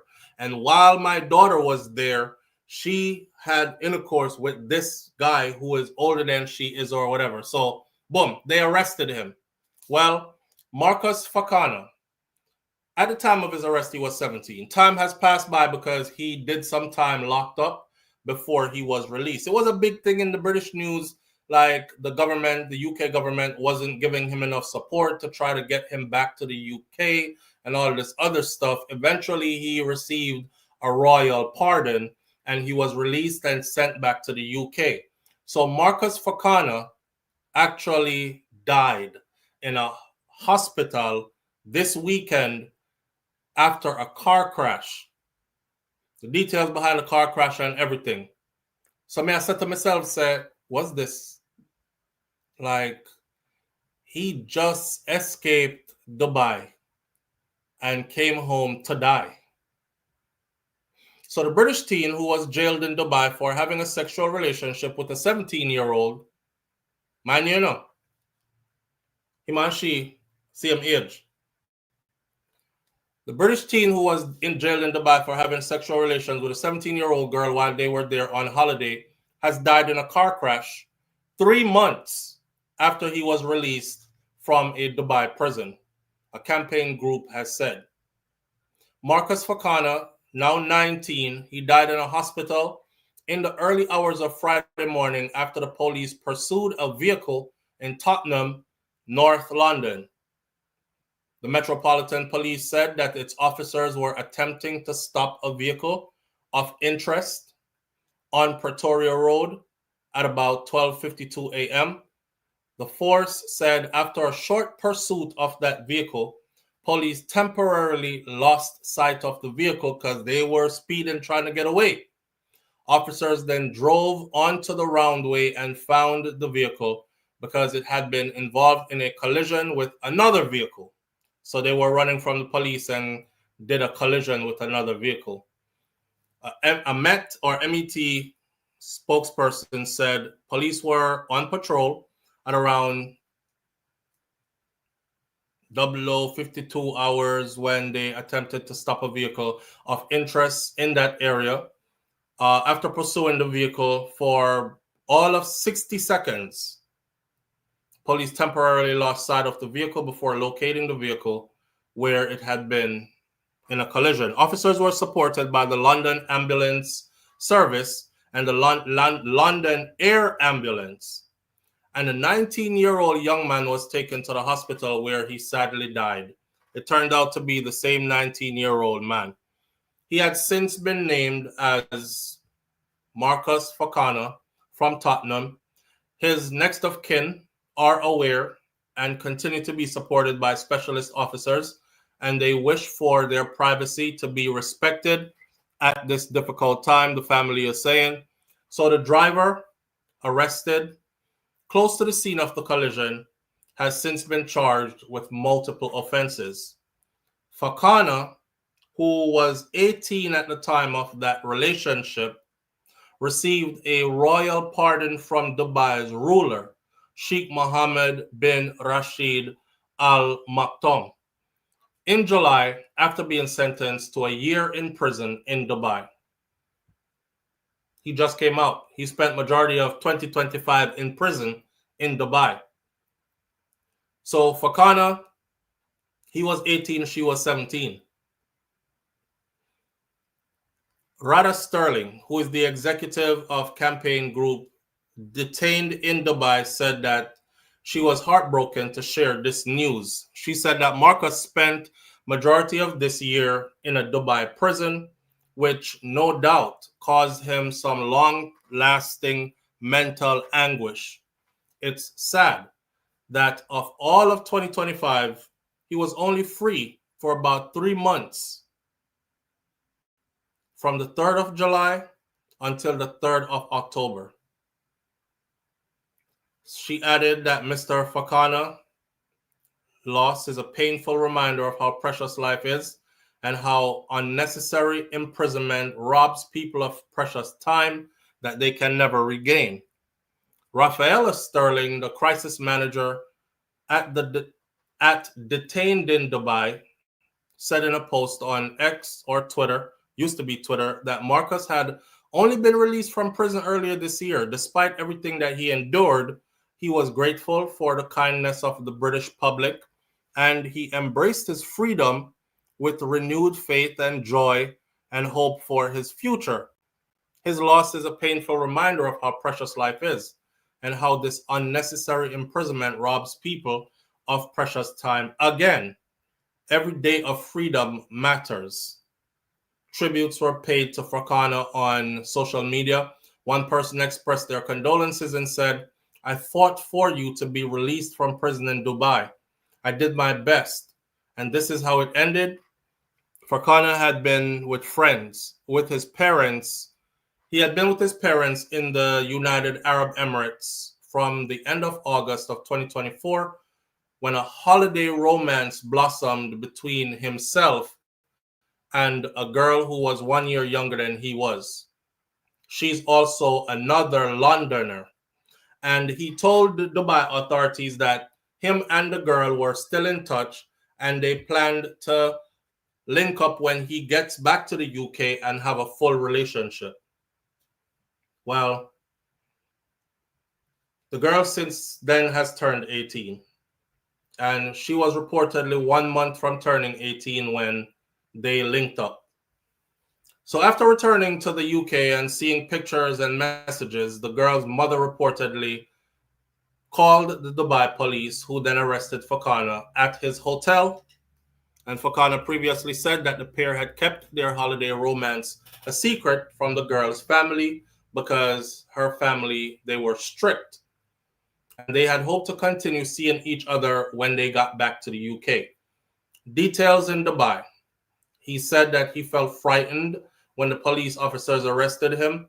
In Dubai, if an adult has intercourse with a person under 18, they can be prosecuted for having a sexual relationship with a minor. In the UK, they would not have gotten in trouble because the age of consent in the UK is 16. So him and her, being that she was 17 and 1 month away from being 18, they would have been fine. So police said that Marwan Mohammed Asim of Tottenham has been charged with causing death of dangerous driving, with driving without insurance, with driving without a license, and with failing to stop. He was due to appear in Highbury Corner Magistrate Court on Saturday. The Met Directorate of Professional Standards was informed about the incident along with the Independent Office of Police Conduct. Now, the thing that they didn't put out, because I saw in British news where people were leaving in the comment section, why don't y'all show the pictures of this little criminal drill rapper? A criminal drill rapper is how some people describe this young man. I don't know nothing about that. I saw pictures of him being typical, like the typical teenager who is into rap music. You know, he's over there like throwing up gang signs and whatever.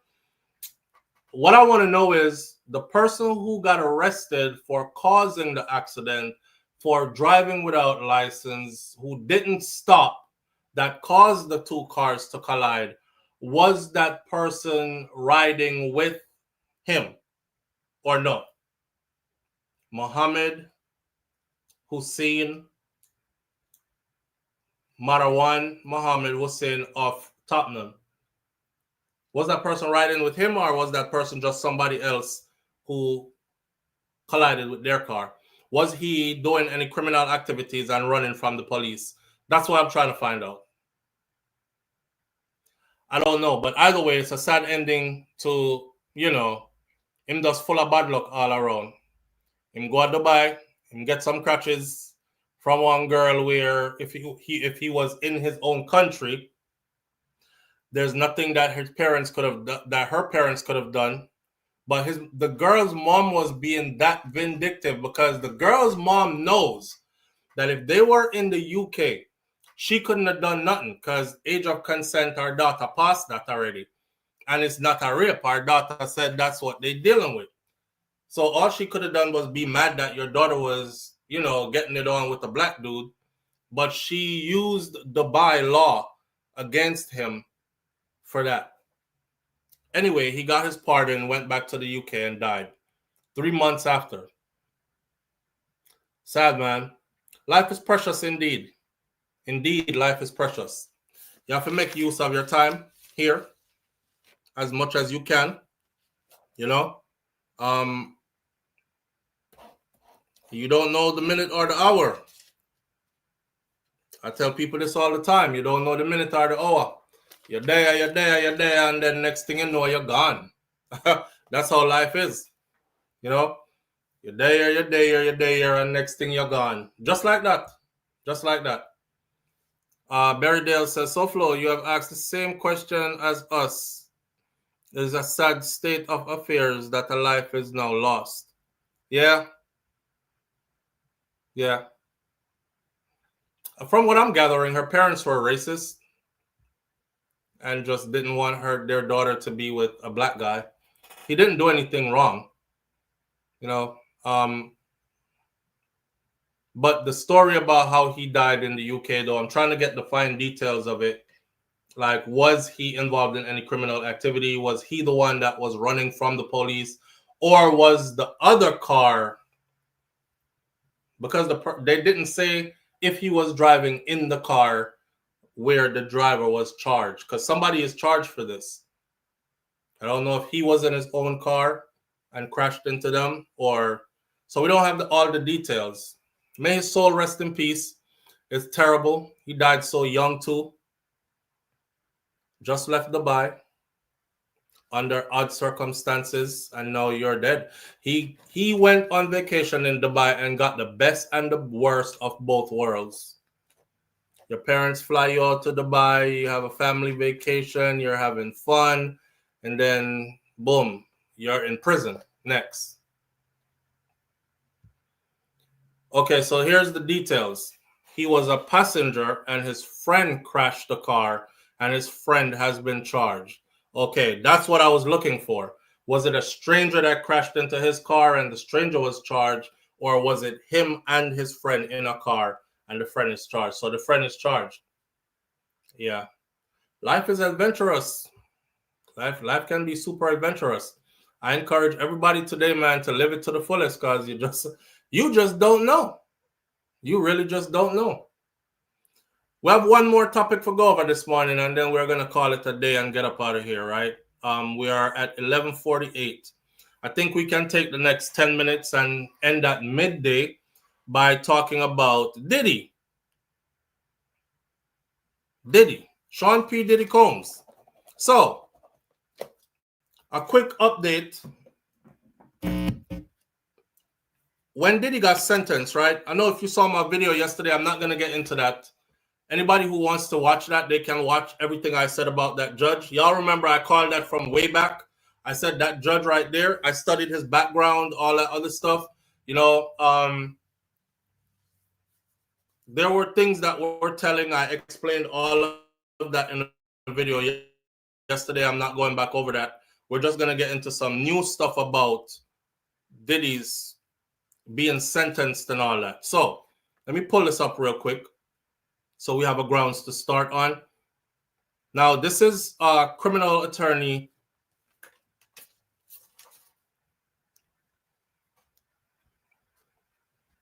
Okay, got it. This is renowned criminal attorney Joshua Cosworth. Joshua Cosworth is going to explain to you how Diddy's time is going to break down, right?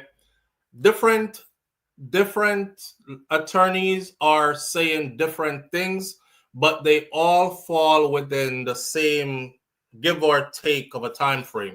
So here's what Joshua Cussworth said.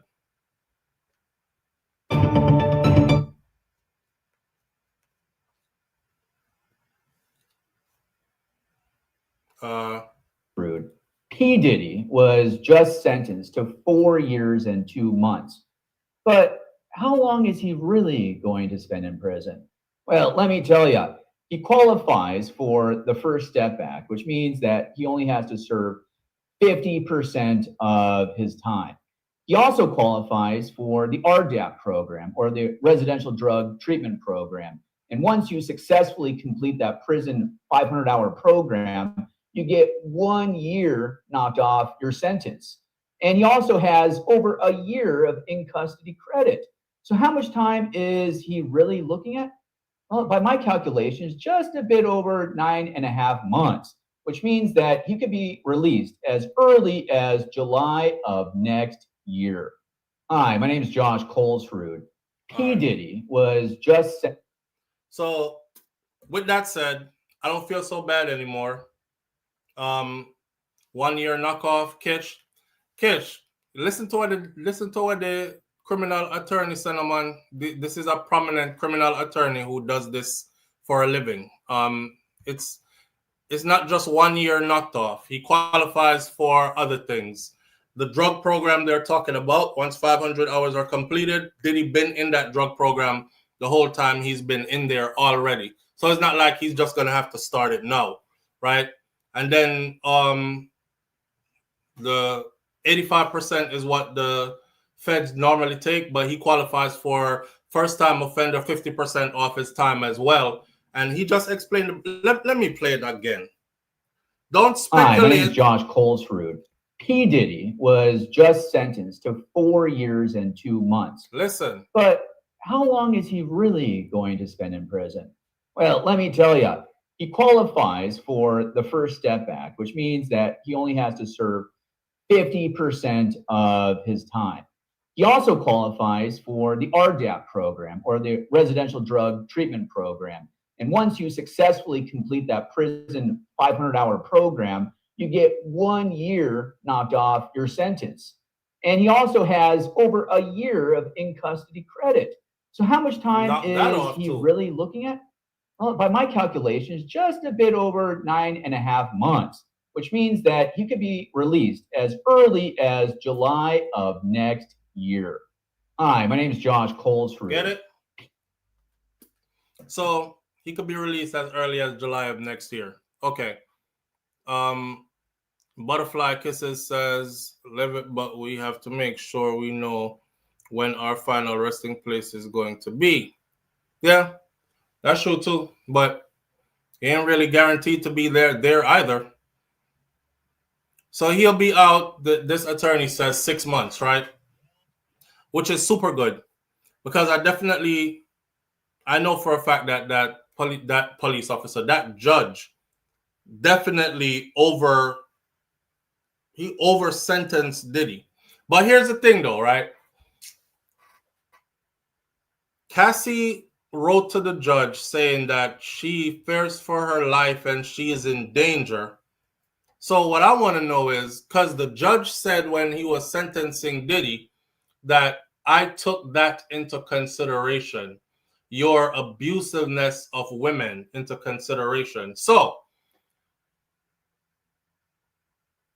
when Diddy gets out in a few months, is she gonna leave the United States of America, or it's not adding up to me? Is she gonna leave the U.S.? Is she gonna run away to somewhere else? I mean, what he was convicted of was not something that carried a long time anyways, even though you heard them say 10 years max. That's max. And I already explained, the max is usually reserved for people who have victims. You force somebody across state lines, kidnapped somebody, brought them across state lines to prostitute or engage in prostitution, or it was a minor.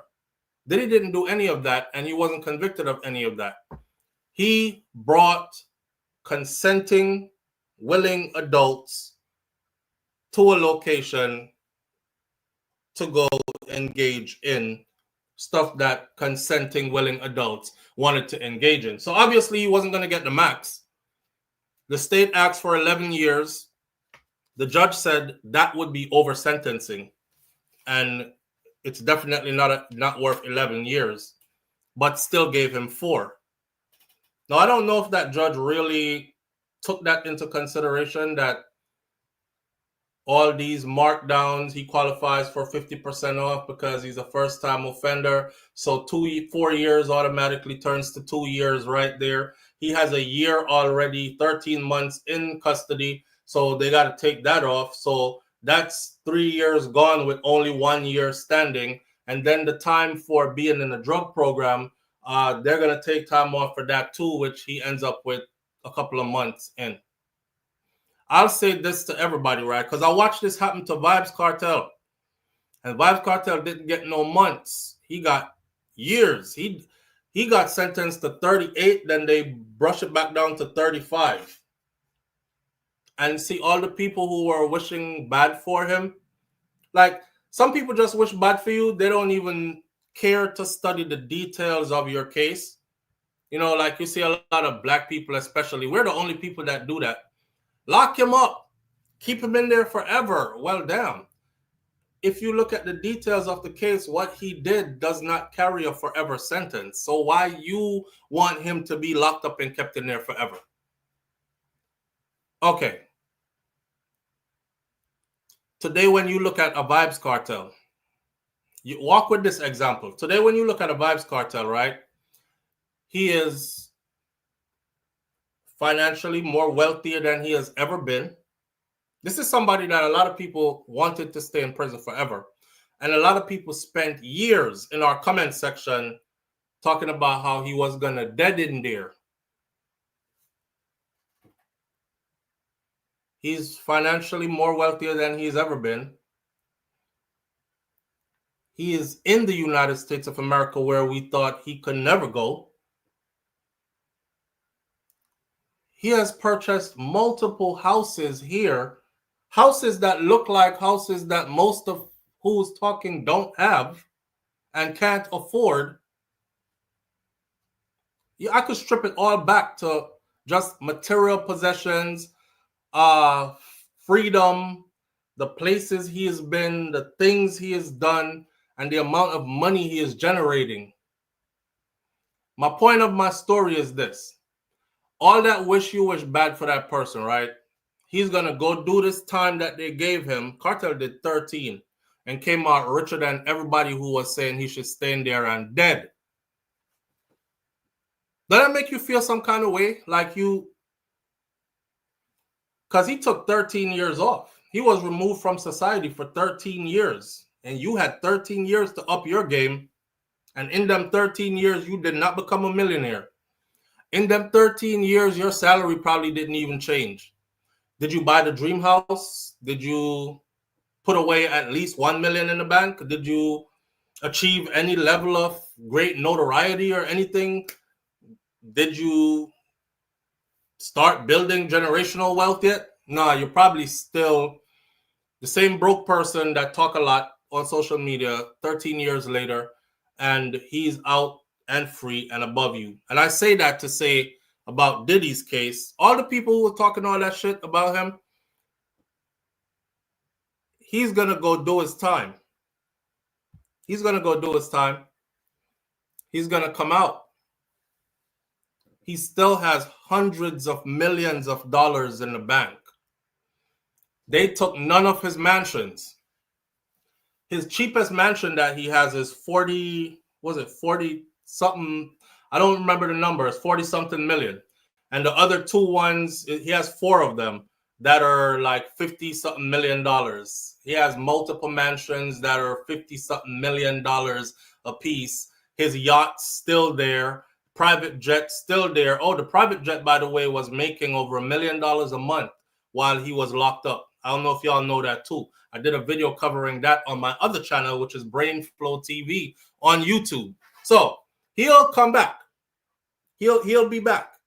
You'll still be broke. You will still not have achieved your dreams. You will still not have gained any more notoriety. You're not climbing up any ladder. You're not creating any generational wealth. My point is, we're the only people that do this. We invest so much time in helping others to tear ours down, and no other community does this. You don't ever see any other community jump and help you to tear theirs down. They don't. When you're tearing theirs down, they sit back and watch. When they're tearing yours down, you jump over there and help them to tear it down. We see everything for what it is now. Diddy's case should have never went to a federal trial. It was a domestic case because that's all it proved. What did it prove? It proved that a man was in a relationship with women. These aren't women that he just grabbed and used. Cassie, he was in a relationship with almost 11 years. Almost 11 years of toxicity. Cassie testified in court that she used to whoop his ass just like he whooped her ass. So how come you, the judge, mad because he was abusive? What about her own words in court that said she did the same to him? So it's okay for her to, she said she initiated it. He called me a name and I punched him in his face. None of that came into anything. It was okay for her to punch him in his face, but it's not okay for him to hit. End of the day, it was 3 toxic ass relationships they put on the board. One of the friggin' victims, so-called victim number 3, actually wrote into the judge saying, I was not a victim. I told your investigators I was not a victim. They came to me saying they wanted information. I gave them everything in my phone, every record I had, everything of a relationship with me and Sean. I was not a victim. I don't feel like a victim. Everything we did was consensual. I'm a grown woman that made some grown decisions, and that was that. They still left, put it on paper. He has 3 victims, and I'm one of them. Don't y'all see what this was? This was a grab. We're going to use these women to get to this millionaire black man, mogul, shake him down for all his riches, and they proudly told everybody the plan is to liquidate his assets and distribute it. They said specifically personal bank accounts, business bank accounts, the mansions, the private jet, the yacht, all of it, just like that. And a bunch of black people got up and said, yes, do it. Come on, man. Y'all wicked. You're wicked to your own like crazy, because if you've been around, if you're over 35 years old, you friggin' know Diddy from way back when. Diddy was hardworking as hell. Forget all the other freaky shit that he had going on behind the scenes, right? He was hardworking. He was hard charging, passionate, hardworking. Of course, he stole shit behind the scenes and all that. People have complained over the years. He got our publishing. He did this. He did that. Which one of these big music moguls have not stolen publishing rights and collected royalty checks from these artists? All of them have. All of them have. That's how they built their empires. But we wanted them to take everything this man worked for, so he would have nothing to give to strip his family bare, so we could have an enjoyment, so we can laugh at them. Look at the Combs family. Look, they broke his shit, y'all. Y'all remember when they used to have like private jets and stuff? That's what we get off on. That's what our community get off on. Remember when they used to have like private jets? Remember when their dad used to make videos and stuff on TV? Remember when he used to be famous? Yeah, that motherfucker's broke. I seen him up in Manhattan. He was in a Nissan Altima. Yeah, and I seen the other son. He was catching a train, B. Yo, and that make you feel good about yourself, right? Yeah. Let me end this video like this. Black people, I want you to look around you and I want you to realize that you're the only people that helps other people to tear your people down. I could name all the groups of people and you can't show me where they help you to tear theirs down. You can't show me. But I can show you every time it's a black person how many of us help the other side to tear ours down. Think about that for today. Think about that for today. Jim says they didn't do an asset seizure. Okay, so he should go free. Right. He should have went free. He shouldn't even have been sentenced right now. Once he beat the racketeering and the sex trafficking charges, he should have been free because his 3 victims for the sex trafficking charges were Cassie, Jane, and Gina. And he got found not guilty of sex trafficking. That means he didn't do anything to them girls that they didn't want to do to themselves or that they weren't involved in willingly knowing that that's what they're going to have to do. They were doing something strange for a little bit of change and for access at that type of lifestyle. And that was that. And once that was done, he should have walked. But, you know, it made the feds look bad because the feds are known for being hard charging. The feds are known for having a high conviction rate. The feds are known for, man, don't mess with those people because when the feds come for you, it's a wrap. Well, they came for Diddy and it wasn't a wrap. So he made them look bad. And now everybody is looking at them because the feds got their ass out. So everybody is like, damn, y'all really went for that man to shake him down. And we see it clear now. Do you know that even during that trial, the same judge, Judge Subramanian, at one point said, and remember, I'm very careful of what I say because I know how this works, right? At one point in that trial, Judge Subramanian actually said to the prosecution, okay, now y'all are going to have to start showing evidence of what his charges were. Y'all are going to have to start showing evidence of racketeering and sex trafficking. That's what the judge said to them because they weren't showing any. And the prosecution says, we're getting to it, judge. We're getting to it. And he said, okay. For the judge to say, all right, man, y'all going to have to start showing like something. I don't see no sex trafficking. I don't see no racketeering. Show me something. And they're like, yeah, we're getting to it, judge. We're getting to it. And they never got to it. That's why they lost the case, because they never got to it. And the jury saw it, that they never got to it. Diddy now has bragging rights because nobody could say to his face now, you got convicted for sex trafficking and racketeering. Actually, he could say to you, nah, they held my feet to the fire. I stood 10 toes down and I rejected their plea deal. And I stood on business because I know I wasn't guilty. And I stood before a jury of 12. And the jury of 12 heard all the details. And I came out victorious. I could just see him now. I thought I told you that we won't stop. I thought I told you that we won't stop. I thought I told you that we won't stop. Diddy will be back. He'll be back. We're going to leave this one right here, though. Manners and respect to everybody tuning in. Big up on yourself. Well, Nans, big up yourself. Nans says they do this to regular people daily. And they have to, they do this to regular people daily and force people to cop out. Because when they're looking at you and they're like, well, listen, you looking at 45 years behind bars. But I'll tell you what, plead guilty right now. We give you 7.5 and you're out. People are like, oh, man, I don't have the resources to go get a good lawyer to fight this for me. And that's how a lot of people end up in prison because they don't have it. So Diddy was lucky enough. He wasn't squandering out his money. That's another thing. I've seen this with regular people all the time, even some of our celebrities. Or, man, a bad man, you know, or man, a star, or man, a this, and then they get in a little legal trouble and they have no attorneys. Because they can't afford attorney fee. Did he look like he was talking all that money talk because he really got it like that? So when it came time to fight, he had the money to afford those high-powered attorneys to fight his case and make sure he didn't get a life sentence in prison.